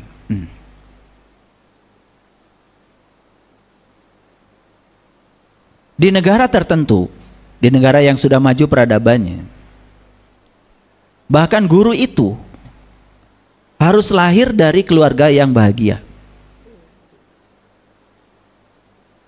Jadi untuk menjadi calon guru itu sudah dipersiapkan sejak dari dilihat dia lahir dari keluarga seperti apa, seperti itu. Karena apa itu? Karena kalau seorang guru tampil di kelas membawa luka di alam bawah sadarnya, luka yang berasal dari masa lalunya, dan ketika ada yang memicu di kelas, bukankah dia akan marah? Bukankah semua data-data yang ada di dalam dirinya akan keluar, sehingga itu akan ditampung oleh anak didik. Padahal anak didik itu punya yang namanya mirror neuron, cermin saraf, sehingga apa yang dia lihat, yang dia dengar, ada kecenderungan akan dia lakukan, karena dia akan meniru apa yang dia lihat, yang dia dengar. Ya, memang ini bukan perkara yang sangat mudah ya Pak Agus, bukan perkara yang mudah. Disinilah kita pun harus mengenal. Kan kita taunya yang namanya sekolah itu favorit tidak favorit, cuma gitu aja kan. Padahal kita juga nggak kenal guru-gurunya, betul nggak? Nggak kenal sistem pendidikannya seperti apa, betul nggak? Itu cuma taunya favorit tidak favorit, bagus tidak bagus, itu bukan kan katanya, betul nggak? Itu pun katanya. Makanya banyak sekali orang tua yang kemudian cemas ketika tidak diterima di sekolah A, betul nggak? Ya, dipaksakan bahkan harus diterima di sekolah itu, apapun caranya, gitu. Ya, padahal kalau kita percaya dengan hukum alam, tidak diterima di sekolah itu, ya sudah, barangkali Allah sedang memberikan jawaban. Untuk anakmu itu yang cocok sekolahnya akan ada disediakan semesta kalau percaya. Ya, anggap saja itu jawaban atas pertanyaan ini. Sementara itulah sekolah yang terbaik saat itu, gitu kan. Karena kita harus untuk tahu sekolah mana yang tadi, apalagi bisa membangkitkan potensi anak, bisa memberdarikan anak, ingin anak kita berkesadaran. Kan belum tentu kan yang ngajar juga sudah sadar. Betul nggak? Kan belum tentu kan? Ya. Betul. Ya, tapi kalau cuma transfer knowledge gitu, ya gampang sekali. Nah, kalau sekarang dunia pendidikan cuma transfer knowledge, ya sebetulnya dunia pendidikan juga nanti akan bangkrut sendiri. Betul nggak? Iya. Sekarang kan masyarakat hanya butuh sertifikasi aja, yang namanya ijazah, ya kan? Bahwa dia sudah lulus dari lembaga itu, ya toh? Gitu. Tentang lulusnya punya kompetensi apa, kan orang tua juga tidak penting, betul nggak? Yang penting kalau sudah punya ijazah bisa kerja, kan begitu, ya? Karena disiapkan untuk menjadi pekerja, bukan jadi pengusaha, ya kan? Itu. Tapi kalau yang menyiapkan anaknya untuk menjadi seseorang yang direncanakan semesta, harusnya tidak usah khawatir, ya. Tidak usah khawatir dengan standarisasi yang diciptakan oleh dunia pendidikan. Ya toh pada dasarnya hidup itu berbasis kompetensi. Yang penting dia punya keahlian dan keterampilan untuk hidup. Kan itu yang paling penting. Betul nggak? Coba sekarang, mana yang berbahaya? Anak tidak bisa matematika atau tidak bisa antri? Di Australia lain lagi. Di Australia kalau anak tidak bisa matematika, tidak khawatir. Tapi kalau anak tidak bisa antri, itu khawatir. Ini di Australia loh. Ya. Kita anaknya robot, tidak punya attitude, tidak punya sikap, buang sampah sembarangan, yang penting pikir pintar matematika. dianggap prestasi. Padahal hidup tidak dengan matematika kan? Betul nggak? Iya. Karena antri itu ternyata filosofisnya sangat dalam. Bagaimana dia bisa mengelola diri sehingga tidak merasa menunggu. Bagaimana dalam antrian itu dia bisa bermanfaat. Bagaimana dia tidak terburu-buru. Bagaimana dia menghormati orang lain. Banyak sekali itu pelajaran etika yang ada dalam sebuah antrian. Makanya pemerintah Australia bilang, kalau anak tidak bisa matematika, gampang dilatih ya, 2 bulan juga pintar matematika. Tapi tidak bisa antri, harus dilatihnya bisa bertahun-tahun. Betul. Ya toh? Nah, kita kan sekarang lebih suka yang bersifat akademik. Dan itu dianggap keberhasilan. Ya, sehingga sekarang ini banyak sekali ya orang tua merasa bangga ketika anaknya IPK-nya 3,9. Padahal sebetulnya memang sekarang ya, dunia universitas memang begitu ngasih nilai. Kenapa? Karena ranking universitas kan berdasarkan rata-rata IP-nya harus bagus, lulusnya lebih cepat, rankingnya naik. Ya berlomba-lomba ngasih nilai yang bagus kan begitu. Walaupun prosesnya belum tentu kan begitu, ya.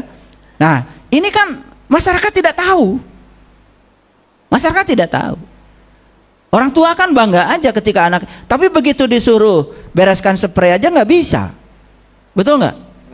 Begitu ke dapur, ya, ke dapur disuruh cuci piring aja nggak bisa kan gitu. Padahal itu kan keterampilan hidup. Betul nggak? Gitu. Jadi menurut saya nggak usah terlalu khawatir lah, ya. Yang penting anak bisa punya keterampilan hidup, ya. Itu aja.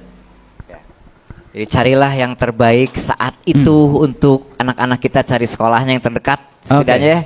Saya kalau bilang sekolah ini bagus, sekolah yang tidak bagus, nanti iklan jadinya. Iya. Tidak ada yang endorse saya. Walaupun saya konsultan pendidikan. Betul Ayah, malah di sini nih ada yang komentarnya ya. Cara yang disampaikan Ayah guru harus dari TK, SD dengan profiling siswa, perlu kompetensi guru tinggi dan lingkungan mendukung. Sepertinya nih Ayah guru katanya harus bikin sekolah katanya gitu Ayah. Oke.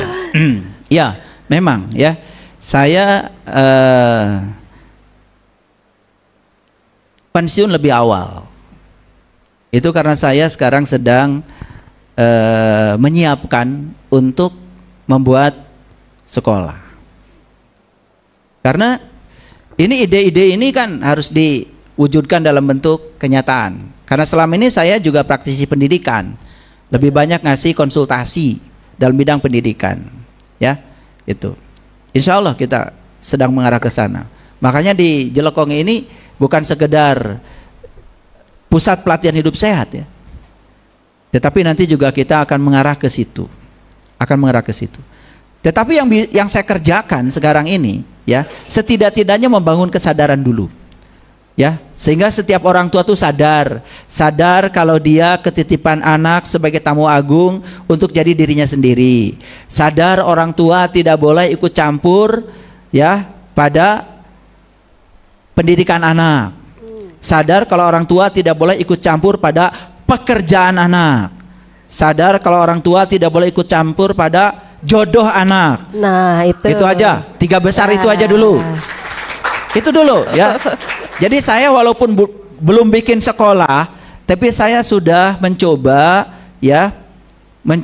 untuk memberikan kesadaran ini kepada semua kita. Setidak-tidaknya setelah mendengar kajian ini, gitu ya, ternyata saya selama ini abai, ya toh. Bayangkan, mohon maaf saya bicara, banyak sekali orang-orang yang katanya ekonominya luar biasa, penghasilan luar biasa, karena dia bisa menggaji anak. Mohon maaf ya, lalu anak dititipkan pada pengasuh, padahal tidak pernah diprofiling pengasuh itu dari keluarga seperti apa. Akibatnya apa?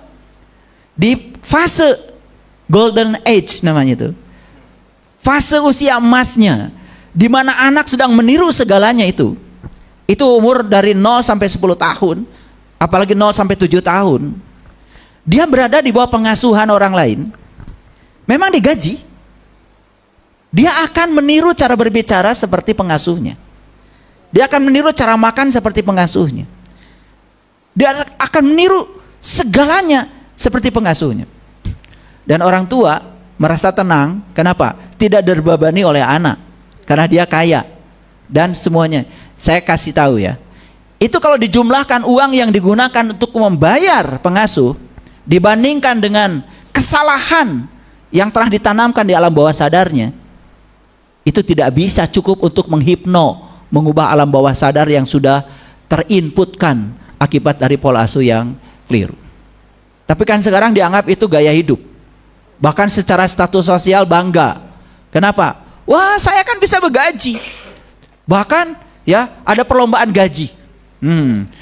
Anak saya gaji asisten saya 15 juta, 20 juta, 30 juta gitu ya. Seolah-olah itu adalah status sosial yang bagus.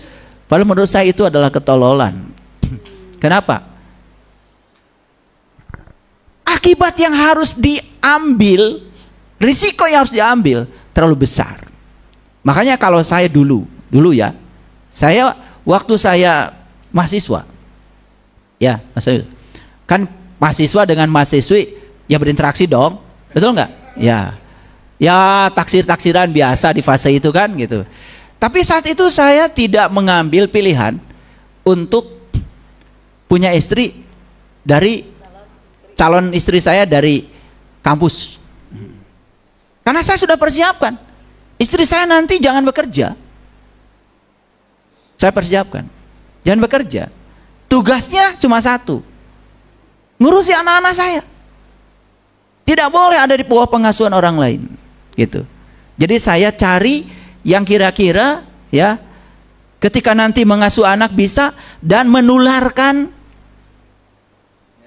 nilai-nilai positif. Ya, istri saya itu suka berbagi, dan sekarang ditiru sama anak-anak saya, suka berbagi. Jadi kalau lihat orang yang itu berbagi gitu. Nah itu kan dari kecil itu terdidik, dan saya sangat bahagia ya ketika anak membagi, di transfer uang, kemudian traktir temannya, ya kemudian itu saya kirim lagi. Saya senang itu, ya. Itu kan nilai-nilai positif. Dan saya tidak mau anak-anak saya kemudian ada di bawah pengasuhan orang lain. Apalagi orang lain, mohon maaf, yang saya tidak tahu asal usulnya dari mana. Sekedar bisa gendong buat apa? Karena itu bukan itu yang diinginkan. Pelukan seorang ibu, mendengarkan keluhan dari seorang anak, jauh lebih penting. Betul apa tidak? Itulah. Betul. Nah, ini sekalian ya mengingatkan yang kalian-kalian juga yang suka so-soan karena punya bisa menggaji. Sekalian aja saya babat. Iya, betul Ayah. Berarti ini juga tadi yang Ayah sampaikan, di dalam pernikahan itu tadi mempersiapkan pernikahan itu, merencanakan pernikahan itu sangat-sangat penting ya Ayah. Ya. Makanya saya udah membuka pelatihan pernikahan khusus. Ini yang saya latihkan ini adalah pelatihan pernikahan yang berbasis riset. Based on riset. Bukan pakai ilmu nujum. Pertama hasil riset dari para ahli dalam bidang relationship. Yang kedua saya riset dari pengalaman saya. Karena saya sudah menikah 34 tahun. Jadi saya berhak untuk ngasih berbagilah. Bukan berbagi keberhasilan, berbagi pengalaman. Karena yang tidak mudah memang untuk bisa mengarungi kehidupan rumah tangga bersama orang yang berbeda. Betul. Nah makanya insya Allah tanggal berapa? 23, 24 Agustus. 23, 24 Agustus. Saya akan memberikan pelatihan khusus tentang menciptakan surga dalam pernikahan, termasuk bagaimana cara kita menghasilkan generasi unggul. Karena kuncinya di situ. Iya. Tanggal 23, 24 Agustus ya. Insya Allah kita akan buka lagi batch yang kedua untuk pelatihan perkawinan. Jadi kalau Kang Yudi mau ikut pelatihan lagi bagus. Siap. Iya, betul. Dan para sahabat semua, baik di live TikTok, live YouTube juga, tadi Ayah sampaikan kenapa harus dibuat workshop, karena materi ini sangat-sangat mendalam, nanti akan dibahas oleh Ayahanda Guru dan tidak bisa dijabarkan hanya 1-2 jam saja. Jadi kita akan bahas kupas tuntas selama 2 hari. Dan itu acaranya bisa kita lakukan hybrid, bisa offline dan online. Jadi kalau para sahabat mau mengikuti secara offline, nanti tempatnya akan ada di Jelekong ini. Kita bisa bersama-sama di sini. Tetapi untuk para sahabat yang jauh juga bisa mengikuti secara online. Nanti kita akan melalui Zoom meeting seperti itu. Jadi silakan para sahabat, karena ini kuotanya sangat terbatas. Kenapa? Karena tentu saja Ayah Guru juga harus bisa membaca gitu ya, dari para sahabat nanti yang mendaftar di workshop ini, bagaimana sih dasarnya sekarang yang sedang terjadi di dalam perjalanan pernikahannya. Sebenarnya workshop ini juga sangat bagus ini Ayah untuk para sahabat yang akan merencanakan pernikahan, putra putrinya mungkin yang akan nanti menikah, mempersiapkan pernikahannya agar bisa menciptakan surga di dalam pernikahannya, sehingga nanti juga ini menjadi pendidikan dasar untuk bagaimana nanti putra putri atau tadi tamu agung yang dihadirkan di dalam pernikahan tersebut menjadi bibit unggul gitu ya, bagaimana mempersiapkannya. Seperti itu ya para sahabat. Silakan para sahabat yang ada di live TikTok dan live YouTube, jika ada pertanyaan boleh tentang apa saja kok pertanyaannya. Yang di studio juga masih ada pertanyaan, silakan. Ada? Kalau nggak ada mungkin saya coba Kang Yudi aja yang elaborasi bertanya sedikit lagi. ya, Ya, sebelum ada pertanyaan nanti. silakan. Oh ada, ada. silakan. Silakan.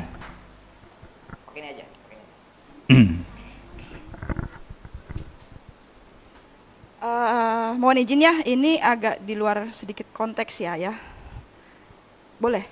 Boleh, silakan. Ayah sering mengatakan di dalam YouTube yang Ayah sampaikan itu, saya telah selesai dengan diri saya. Apakah yang dimaksud Ayah telah selesai dengan diri Ayah? Satu itu. Apakah yang Ayah maksud dengan seperti yang luka yang tadi seperti Ayah ceritakan oleh seorang guru tadi? Terus bagaimana kita menyelesaikan diri kita? Atau bagaimana caranya kita memulai untuk menyelesaikannya? Itu ya. Oke. Terima kasih. Boleh Ayah langsung dijawab aja ya. Ini pertanyaannya sebetulnya masih relevan, karena ini menyangkut tentang pendidikan juga. Ya, memang saya sering mengatakan bahwa saya sudah selesai dengan diri saya sendiri. Kita harus tahu, tempat yang paling berbahaya saat kita dilahirkan adalah tempat kita dilahirkan. Tempat yang paling berbahaya saat kita dilahirkan adalah tempat di mana kita dilahirkan. Kita dilahirkan dari ayah ibu yang mana? Bayangkan ya, kita lahir dari ayah dan ibu yang sudah berkonflik sejak awal pernikahan. Bahkan saat saya di rahim ibu misalkan, ibu dan bapak sudah berkonflik misalkan. Itu konflik itu sudah menjadi data di dalam diri saya. Karena saat itu saya sudah merekam semuanya. Apa yang dipikirkan ibu, dipikirkan saya. Apa yang dirasakan ibu, dirasakan saya. Karena saat itu saya dengan ibu, itu resonan, satu frekuensi. Satu itu. Saat kita lahir, di mana kita dilahirkan, ya, pola pikir, pola hidup, pola berumah tangga, pola cari ekonomi, pola bicara, pola makan, dan pola-pola yang lain, itu otomatis akan terwariskan ke dalam diri kita yang dilahirkan itu. Belum lagi, mulailah kita bertetangga kan, ada teman, ada dan lain sebagainya. Belum lagi kita masuk sekolah. Apa yang terjadi? Begitu banyak program yang masuk, dan program yang masuk itu terdokumentasikan di long term memory kita yang namanya alam bawah sadar. Apalagi kalau itu sempat terjadi secara berulang, ada proses repetisi. Yang asalnya di pikiran sadar dengan proses repetisi jebol itu masuk ke alam bawah sadar. Ketika sudah masuk alam bawah sadar, itu jadi energi. Energi tidak bisa diciptakan, tidak bisa dimusnahkan. Itu akan tersimpan di situ. Nah, itu yang akan membentuk reaksi dia terhadap situasi ketika dia sudah menjadi besar. Dan itu akan menjadi sumber kreasi dari realitas kehidupan dia. Apalagi ya ketika ditopang oleh perasaan. Ya toh? Makanya yang diimajinasikan di pikiran itu dibantu oleh perasaan, satu perasaan itu bisa menghasilkan ribuan pola pikir. Dan itu akan menjadi kreator kehidupan. Sehingga ketika dia sudah besar, misalkan gini, ada orang yang gampang tersinggungan, tidak bisa disalahkan dia.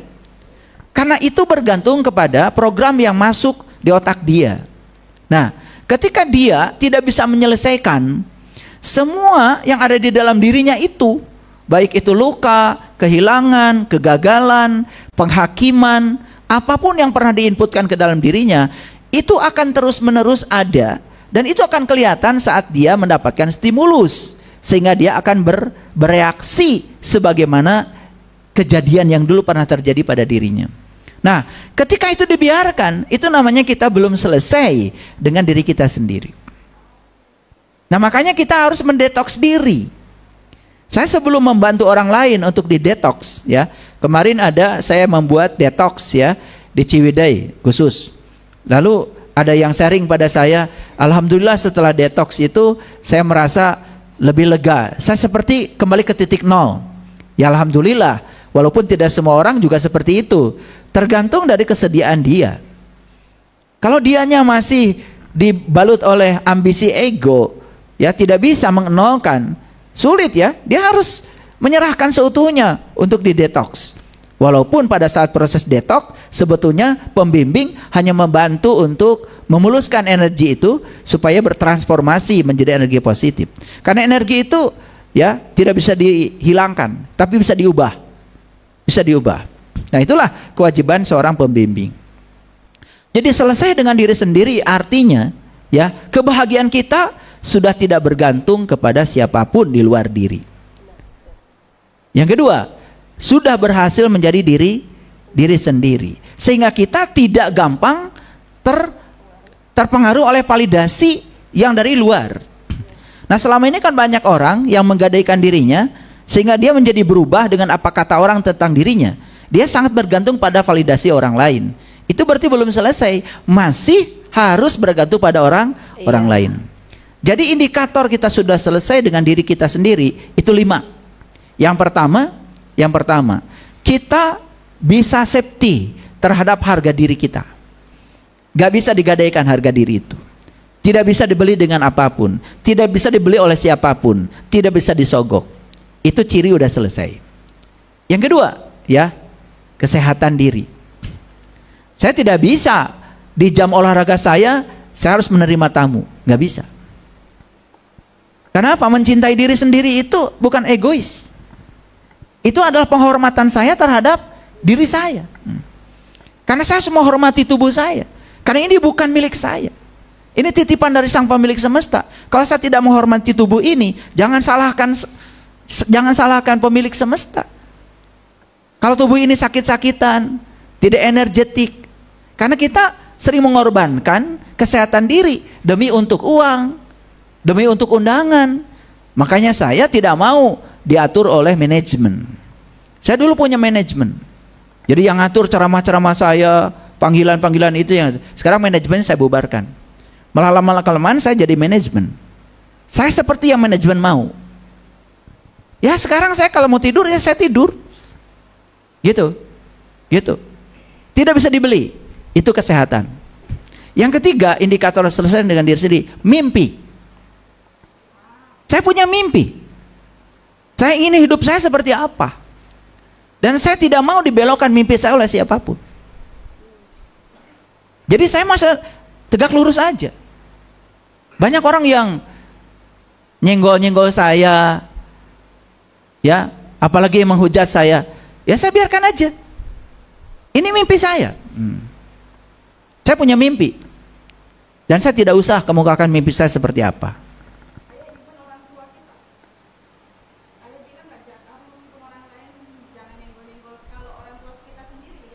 Yes, sekalipun orang tua. Orang tua saya tidak boleh ikut campur pada yang 5 itu. Kalau beliau mengarahkan saya, yes. Tapi kalau berlawanan dengan yang 5 yang milik saya tidak bisa. Itu milik saya. Misalkan gini, dulu orang tua saya bilang, kamu kerja di perkebunan teh aja, karena sudah tersedia jabatan buat saya. Jadi tukang ngasih pupuk supaya tehnya bagus. Jabatan saya waktu itu. Maka saya harus sekolah di SPMA. Saya keluar dari rumah, saya mau ke SMA, karena saya mau ke universitas. Jadi saya bertanggung jawab pada pilihan saya. Saya tidak mau ke SPMA, nggak mau. Saya pengen ke SMA, saya pengen ke universitas. Karena saya punya mimpi, semua mimpi saya tercapai. Di situ saya berhasil melawan orang tua saya. Dan saya kira tidak dosa. Dan orang tua saya senang karena saya bisa menunjukkan keberhasilan saya. Kemudian yang keempat, moralitas diri saya nggak bisa dibeli. Bisa dibeli? Nggak bisa. Tidak bisa orang mempermainkan saya ya dengan apapun sehingga saya menjadi jatuh secara moral. Itu milik saya. Dan yang terakhir, ciri selesai dengan diri sendiri. Saya punya kebahagiaan sendiri. Dan kebahagiaan ini tidak boleh saya gadaikan pada siapapun. Itu murni milik saya. Dan kalau yang 5 ini kita pegang, itu menurut saya cukup untuk mengatakan bahwa saya sudah selesai diri saya. Dan saya tidak takut dengan validasi orang lain di luar diri saya. Makanya timbul namanya rasa percaya diri. Percaya diri bukan kesombongan. Siapa yang percaya pada diri saya kalau bukan saya? Itu pertanyaan yang sangat keren. Mohon maaf kalau saya menggunakan saya contohnya. Iya. Ya. Kita berikan aplaus yang meriah dulu. Ayah Guru, terima kasih. Masih ada pertanyaan dari sahabat di YouTube dan di TikTok. Namun saya menjawab terlebih dahulu tadi, jika ingin mengikuti workshop, nanti silakan para sahabat bisa menghubungi. Di sana ada PIC-nya ya, pendaftaran. Flyernya sudah kita share di VT-nya official Ayah Guru di TikTok. Silakan bisa dilihat, dan di YouTube juga kita sudah share informasinya. Silakan para sahabat yang akan mengikuti workshop, karena ini kuotanya sangat-sangat kita batasi, bisa langsung menghubungi PIC yang sudah tertera di informasi tersebut. Demikian ya. Baik Ayah, ini masih ada pertanyaan Ayah. Dari Pak Sutar. Assalamualaikum Ayah, mau tanya nih, mengapa kebanyakan orang jika bicara tasawuf dianggap khawatir sesat, apalagi di dunia pendidikan? Ini mohon pencerahannya ya. Ya. Sebetulnya Nabi Muhammad itu tidak pernah mengajarkan tasawuf. Nabi Muhammad itu mengajarkan satu ilmu, namanya ma'rifatullah. Makanya beliau mengatakan awaluddin ma'rifatullah. Awalnya agama adalah mengenal Tuhan. Bahkan ada satu hadis yang sangat saya kagumi, beliau mengatakan makrifat adalah modalku, akal pikiran sumber agamaku. Makanya akal pikiran yang diterangi oleh cahaya makrifat sangat berbeda dengan akal pikiran yang tidak diterangi oleh cahaya makrifat. Apa bedanya? Kalau akal pikiran yang diterangi oleh cahaya makrifat, akal pikiran memahami berdasarkan pengalaman. Kalau yang tidak dicahai oleh cahaya marifat, itu akal pikiran yang bekerja berdasarkan persepsi pribadi. Itu yang disebut dengan opini. Dan nilainya sangat berbeda. Tasawuf itu dari mana? Tasawuf itu kan sebetulnya ya sekelompok orang mencoba ingin memahami dirinya, tetapi lewat jalur filsafat. Nah, karena filsafat itu dianggap sebagai sesuatu yang berat, kan begitu. Lalu banyak orang yang mungkin menganggap mual kaotakan, kan begitu. Padahal sebetulnya kalau kita mau lewat jalur ma'rifat, justru manusia akan mengalami peningkatan kecerdasan yang melampaui pikiran, dan itu melampaui pikirannya. Kalau Bapak Ibu para sahabat percaya, para nabi para rasul itu tidak pernah mengasah aspek kognisi di dunia universitas. Tapi kecerdasan mereka itu melampaui kecerdasan orang-orang dari universitas. Kenapa? Ini ada modalnya, yaitu ma'rifatullah. Jadi saya berani menjamin, siapapun orang yang benar-benar mempelajari ilmu ma'rifat dengan sungguh-sungguh, dia akan melampaui kecerdasan yang melampaui pikiran itu. Contoh sederhana. Kenapa ya Nabi Muhammad mengajarkan saum bulan Ramadan 30 hari? Ya. Dulu di zaman itu, ya, itu baru sebatas belum jadi hukum. Mungkin baru sebatas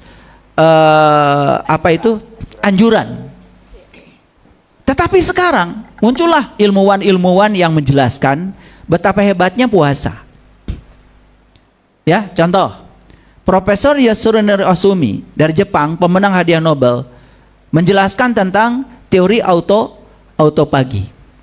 Ketika perut lapar, ternyata tubuh kita menghasilkan sapu raksasa untuk menyapu ya sel-sel mati, sehingga sel-sel mati itu habis dan kemudian terjadilah sel-sel baru yang disebut dengan autopagisom. Yang lebih keren lagi, apa itu? Riset terbaru tentang kanker. Ternyata semua negara-negara di Timur Tengah sangat kecil, ya, sangat kecil rata-rata pengidap kankernya dibandingkan negara-negara maju di dunia. Negara yang paling tinggi kankernya itu adalah Australia. Yang kedua Irlandia, yang ketiga Hongaria, ya toh, ya, dan yang keempat Amerika. Nah, rata-rata dunia dari 100.000 orang, rata-rata 198 orang terkena kanker. Dan ternyata di Timur Tengah semua di bawah rata-rata itu. Setelah diteliti, apa penyebabnya? Ternyata intermittent fasting. Ternyata puasa. Nah, alasan ilmiahnya begini. Sel kanker itu ternyata punya insulin reseptor yang lebih banyak daripada sel normal. Dia punya insulin reseptor 5-10 buah lebih banyak daripada sel normal. Makanya dia sangat rakus terhadap glukosa. Nah, sedangkan orang kan senang sekali makan gula. Makan nasi banyak-banyak. Udah makan nasi banyak-banyak, makan mie ayam. Dikiranya itu bukan, dikiranya beda kan? Udah mie ayam kemudian bakso tahu. Setelah itu kupat tahu, ya kan? Setelah itu cireng, bubur. Dianggap itu makanan yang berbeda, padahal itu gulanya sama. Udah gitu makan es krim, makan kue tar, ya, dan senang yang manis-manis. Akibatnya apa? Semua orang tuh punya potensi yang sama untuk terbangkitkan sel itu. Tetapi kenapa pada dia terbangkitkan? Itu masalahnya, ya kan? Berarti ada nutrisi yang membangkitkan itu, betul nggak? Baik dari makanan maupun dari yang lain. Nah, yang lainnya ini lebih banyak lagi persentasenya yang bisa membangun itu. Dulu Nabi Muhammad tidak menjelaskan intermittent fasting, tidak menjelaskan autopagisom, tapi kecerdasan beliau sudah melampaui kebanyakan orang. Dan ternyata apa yang beliau katakan 1500 tahun yang lalu sekarang kebenarannya terbukti. Nah, makanya tidak ada permusuhan antara agama dengan sains. Makanya kalau ada orang yang mengatakan itu katanya ngomong agama kok pakai diakal-akalin, loh agama itu akal. Kata Nabi tidak ada agamanya bagi yang tidak berakal. Makanya pendekatan agama saya menggunakan pendekatan saintifik. Karena tidak ada permusuhan antara agama dengan ilmu pengetahuan. Justru saling melengkapi. Oke, siap. Keren sekali Ayah. Izin saya kembali ke sesuai judul ya. Judulnya tadi ada kata-kata pendidikan sejati membangkitkan pertanyaan. Nah, berarti saya menangkapnya kita jika ingin menjadi seorang pembelajar yang baik, kita harus bisa dong membangkitkan pertanyaan di dalam diri.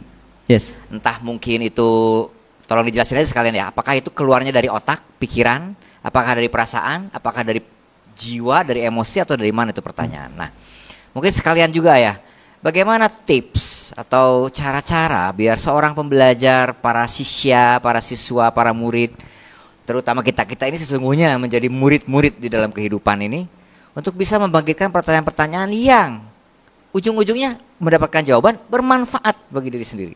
Ya, tadi ada yang belum terjawab dari pertanyaan Kang Yudi. Saya itu dari kecil bikin namanya buku bodoh. Jadi saya catatan-catatan saya tentang apa yang saya lihat, dan itu saya pertanyakan semua, Kang Yudi. Jadi kalau saya lihat hujan, tulis hujan. Terus saya pikirin tuh hujan itu. Sampai ibu saya sering nanya, lagi mikir apa? Mikir hujan. Itu waktu itu belum tersedia internet, belum tersedia buku.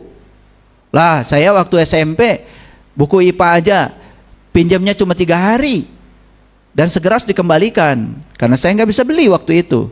Nah justru karena nggak bisa beli, jadi tamat 3 malam. Pemiliknya malah belum baca. Itu karena terdesak waktu itu. Kadang-kadang terdesak tuh bagus, Kang Yudi. Jadi kita jadi lebih kreatif lagi. Jadi saya memulai semuanya dari buku bodoh. Saya umur 4 SD sudah bisa bikin trafo. Karena saya bertanya, gimana caranya nyetrum aki? Karena waktu itu di kampung saya belum ada listrik. Sedangkan yang dengar itu, kalau sore itu di kampung saya kan habis bertani, orang tuh nggak ada kerjaan. Senangnya mereka dengar dongeng Mang Sopyan. Itu radionya itu di Tasik dulu, ya. Pokoknya Mang Sopyan kalau sudah cerita urusan pencak silat itu, wah itu udah nggak kemana-mana itu, ya. Udah pada di radio masing-masing. Tapi nggak ada listrik. Ah itu peluang bisnis bagi saya, sehingga saya bikin setruman aki. Karena saya bertanya, jadi tahu. Semua saya pertanyakan. Bahkan yang paling banyak saya bertanya tentang keyakinan saya. Paling banyak itu Kang Yudi. Paling banyak. Makanya orang tua saya itu bingung waktu itu, ya, mikirin saya. Bahkan saya itu dititip-titip aja selalu. Ya karena di rumah itu bikin kacau terus, ya. Bulan puasa aja saya bikin kacau. Bapak saya udah siap pakai sarung, udah siap ceramah. Ayat Qur'annya, ya ayyuhallazina amanu kutiba alaikumusiyam. Hai orang yang beriman, diwajibkan bagi kamu puasa. Saya bilang sama bapak, memang kita dihaikan pak? Ah, itu marah bapak saya. Ya kan yang dihaikan orang beriman, Kang Yudi. Dan saya wajar kan kalau nanya kan? Saya nanya sama bapak saya, memang kita dihaikan pak? Gitu. Bapak saya di satu sisi marah, di satu sisi juga kalau lagi dia mungkin, ini anak bener juga mungkin ya mikirnya. Kan yang dihaikan orang beriman. Maka saya tanya, apakah saya termasuk yang dihaikan? Kan gitu. Wajar nggak pertanyaan itu? Itu masuk di buku bodoh saya itu. Sampai saya ngajar di universitas, setiap pertemuan pertama sama mahasiswa, saya pasti mahasiswa disuruh beli buku kosong. Dikasih judul buku bodoh, nama siapa? Apa yang kamu lihat, apa yang kamu dengar, tulis. Jadi saya dulu ya, pertama ke Bandung lihat VVTI. Tulis di buku bodoh saya, Kang Yudi. Apa itu teh gitu ya? Apa itu? Saya nyari kan? Nyari. CDI. Nah. 16 volt. Apa itu? Pokoknya nusa ukur katingali saya tulis. Dan itu ternyata luar biasanya apa? Saya berani mengatakan, pertanyaan itu seperti kail yang dikasih umpan dilemparkan ke laut. Makanya saya selalu diberitahu jawabannya. Karena semua saya pertanyakan. Termasuk saya belajar urusan spiritual. Karena semua mempertanyakan semuanya. Jadi sekarang Bapak Ibu, kalau ingin tahu kebenaran, ragukan semua yang kita yakini saat ini. Ragukan dulu. Pertanyakan dulu. Dan suatu saat kita akan punya keyakinan yang sebenarnya dari kebenaran itu. Karena semua harus dimulai dengan meragukan yang kita yakini. Metodenya itu. Dan jawaban dan ataupun guru nanti semesta akan menghadirkan pada waktunya. Makanya selalu ada kata-kata, Kamu cukup menginginkannya, semesta mewujudkannya. Keren, keren. Ya. Oke. Nah, tadi berarti udah terbahas nih ya, seyogianya. Saya nggak nyebut benernya gitu ya, tapi mungkin lebih bijak. Seyogianya, tanda kutip, seorang yang dididik itu harus bisa seperti apa minimal. Keluarkanlah pertanyaan-pertanyaan, ragukanlah sehingga puas gitu semua keingintahuannya, nambah semua pemahamannya.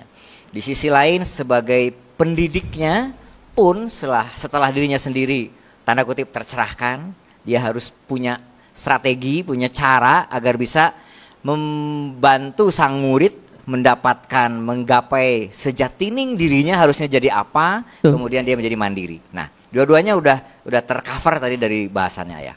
Sehingga kalau misalkan saya rangkum dalam satu pertanyaan sederhana ya. Jadi apa parameter pendidikan itu berhasil? Ya. Parameter pendidikan berhasil itu ketika si pembelajar itu semakin merasa tidak tahu apa-apa. Malah gitu ya. Itu. Makanya saya belajar dari para pendahulu kita dari Yunani. Mereka mengatakan, ya, orang yang paling tinggi pengetahuannya adalah mereka yang terus bertanya sampai dia tidak bisa menjawab pertanyaan yang terakhir. Itu. Makanya filosof itu bukan orang yang tahu segala. Filosof itu orang yang mempertanyakan segalanya. Pertanyaannya sekarang, siap gak guru kalau ditanya? Ini malah marah. Karena merasa punya otoritas di kelas ya. Ya, saya pernah bertanya dulu sama guru saya. Karena pertanyaan saya mungkin keterlaluan, rewel, malah saya dikeluarkan dari kelas. Ya, padahal pertanyaan-pertanyaan yang sederhana aja. Sama seperti dulu saya sama orang tua saya bertanya, Pak, sekampung kita ini kok wajah orang beda. Ini maunya siapa? Maunya Allah. Kalau maunya Allah, kenapa Allah tidak bikin ganteng semua? Atau cantik semua, mancung semua? Gitu. Kalau maunya Allah. Terus maunya siapa? Bapak saya bingung gitu. Dan saya juga bingung, Kang Yudi.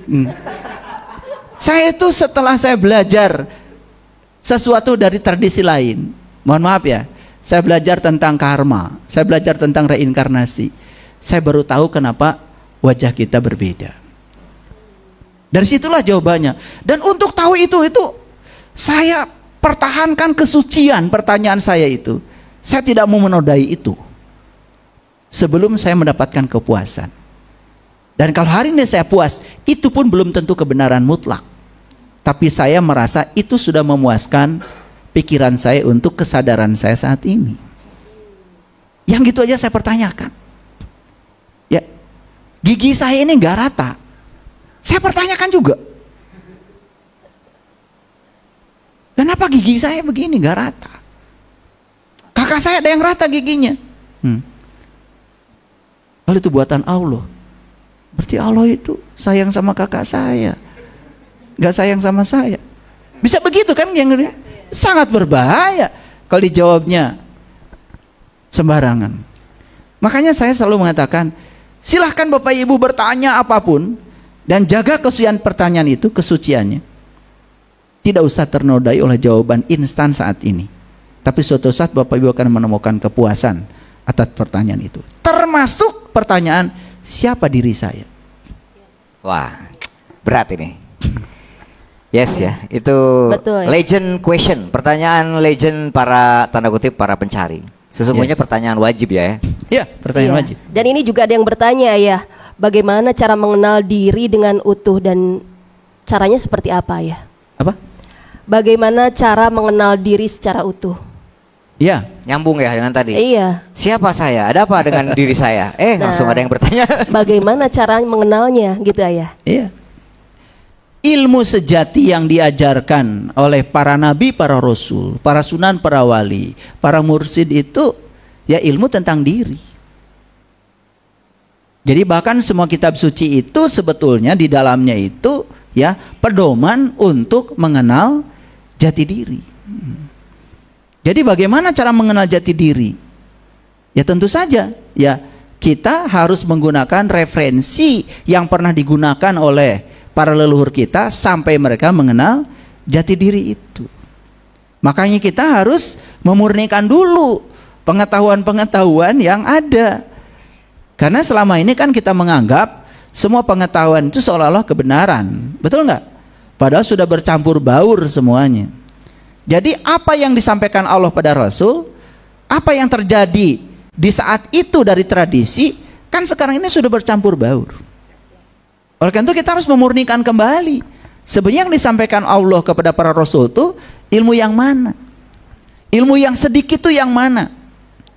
Maka dikatakan di Al-Quran kan dikatakan, ya, apabila kamu ingin bertanya tentang sesuatu, awas, jangan tanya ahli ilmu. Fas'alu ahla zikri in kuntum la ta'lamun. Jika kamu tidak tahu sesuatu, tanya ahli ingat. Jangan tanya ahli ilmu. Tidak ada referensi di Quran, kalau tidak tahu apa-apa tanya ahli ilmu. Tanya ahli ingat. Bedanya apa? Ini, jadi kalau ahli ilmu, semua orang kalau bicara ilmu disebut ahli, walaupun belum mengalami. Tapi kalau ahli zikri, ahli ingat, dia sudah tahu yang dia ingat. Makanya kalau ingin belajar tentang meniti dalam diri, tentu saja banyak lubangnya, banyak pintunya, tapi saya sarankan cari ahli ingat. Itu karena Quran. Ahli ingat. Jangan cari ahli ilmu. Mungkin disebutnya mursyid kali ya. Ya pokoknya Quran nyebutnya ahla zikri. Fas'alu ahla zikri in kuntum la ta'lamun. Kalau kamu nggak tahu sesuatu, tanya ahli ingat. Ya, jangan tanya ahli ilmu. Tanya ahli ilmu, jadi tanya jawab.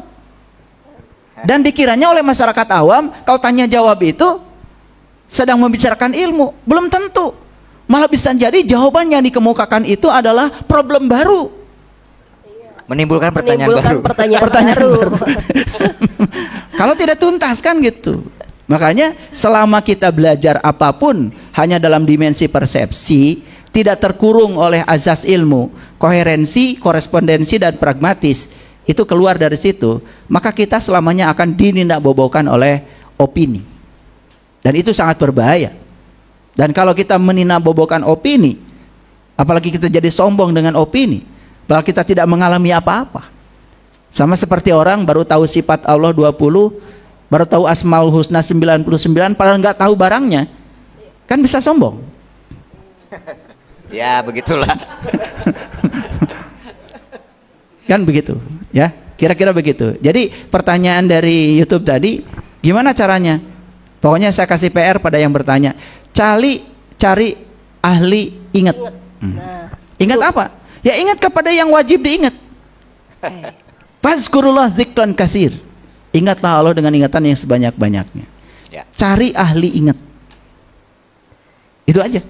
Iya, terima kasih Ayah. Kita berikan aplaus yang meriah terlebih dahulu para sahabat. Makin panas pertanyaannya. Masih ada pertanyaan? Nah, sebentar. Di sini ada yang bertanya, mohon izin Ayah bagaimana cara bertemu dengan Ayah Guru karena saya ingin tahu jati diri saya. Jadi para sahabat, izin saya menjawab. Ayah Guru itu mudah ditemui sebenarnya. Jadi kalau para sahabat ingin bertemu dengan Ayah, Ayah selalu membuka kajian umum setiap hari Rabu di Miskatul Anwar Cibabat Cimahi. Silakan bisa mengikuti kajiannya di sana dan bisa bertemu dengan Ayah Guru. Namun jika para sahabat ingin bertemu secara khusus, ingin belajar secara khusus, di YouTube sudah kita sertakan ya, para sahabat bisa menghubungi asisten-asisten dari Ayahanda Guru. Jadi silakan bisa menghubungi terlebih dahulu yang ingin belajar secara khusus dengan Ayahanda Guru. Begitu ya. Untuk sahabat di TikTok silakan bisa komen ya, atau di DM saja, nanti akan admin balas ya, bagaimana cara untuk bisa bertemu dengan ayah guru, bisa belajar khusus bersama ayahanda guru. Seperti itu. Baik para sahabat, masih ada pertanyaan di studio nggak? Kang Yudi, ini masih banyak pertanyaannya sebenarnya Kang Yudi. Ini waktunya? Iya, tetapi karena waktu kita juga sangat terbatas para sahabat ya. Dan saya informasikan kembali karena nih di YouTube dan di TikTok banyak yang menyampaikan ini live-nya hari apa aja. Jadi saya informasikan kembali untuk acara Ngariksa ini kami rencanakan akan diadakan setiap 2 minggu sekali dan itu di hari Senin siang jam 1. Namun untuk kajian umum itu seperti biasa setiap minggu di hari Rabu setiap jam 9 pagi di Miskatul Anwar Cibabat Cimahi. Jadi para sahabat ini terbuka untuk umum ya. Jadi kalau mau mengikuti acara Ngariksa seperti hari ini tuh siapapun boleh datang ke pusat pelatihan hidup sehat di Jelekong sini. Jadi ini adalah tempat kita bersama. Silakan para sahabat yang ingin bertemu langsung, bisa berdiskusi langsung dengan ayahanda guru, bisa langsung datang ke pusat pelatihan hidup sehat Jelekong ini. Baik para sahabat, ayah ada statement terakhir mungkin atau ada yang mau disampaikan terakhir sebelum kita tutup ayah? Ya.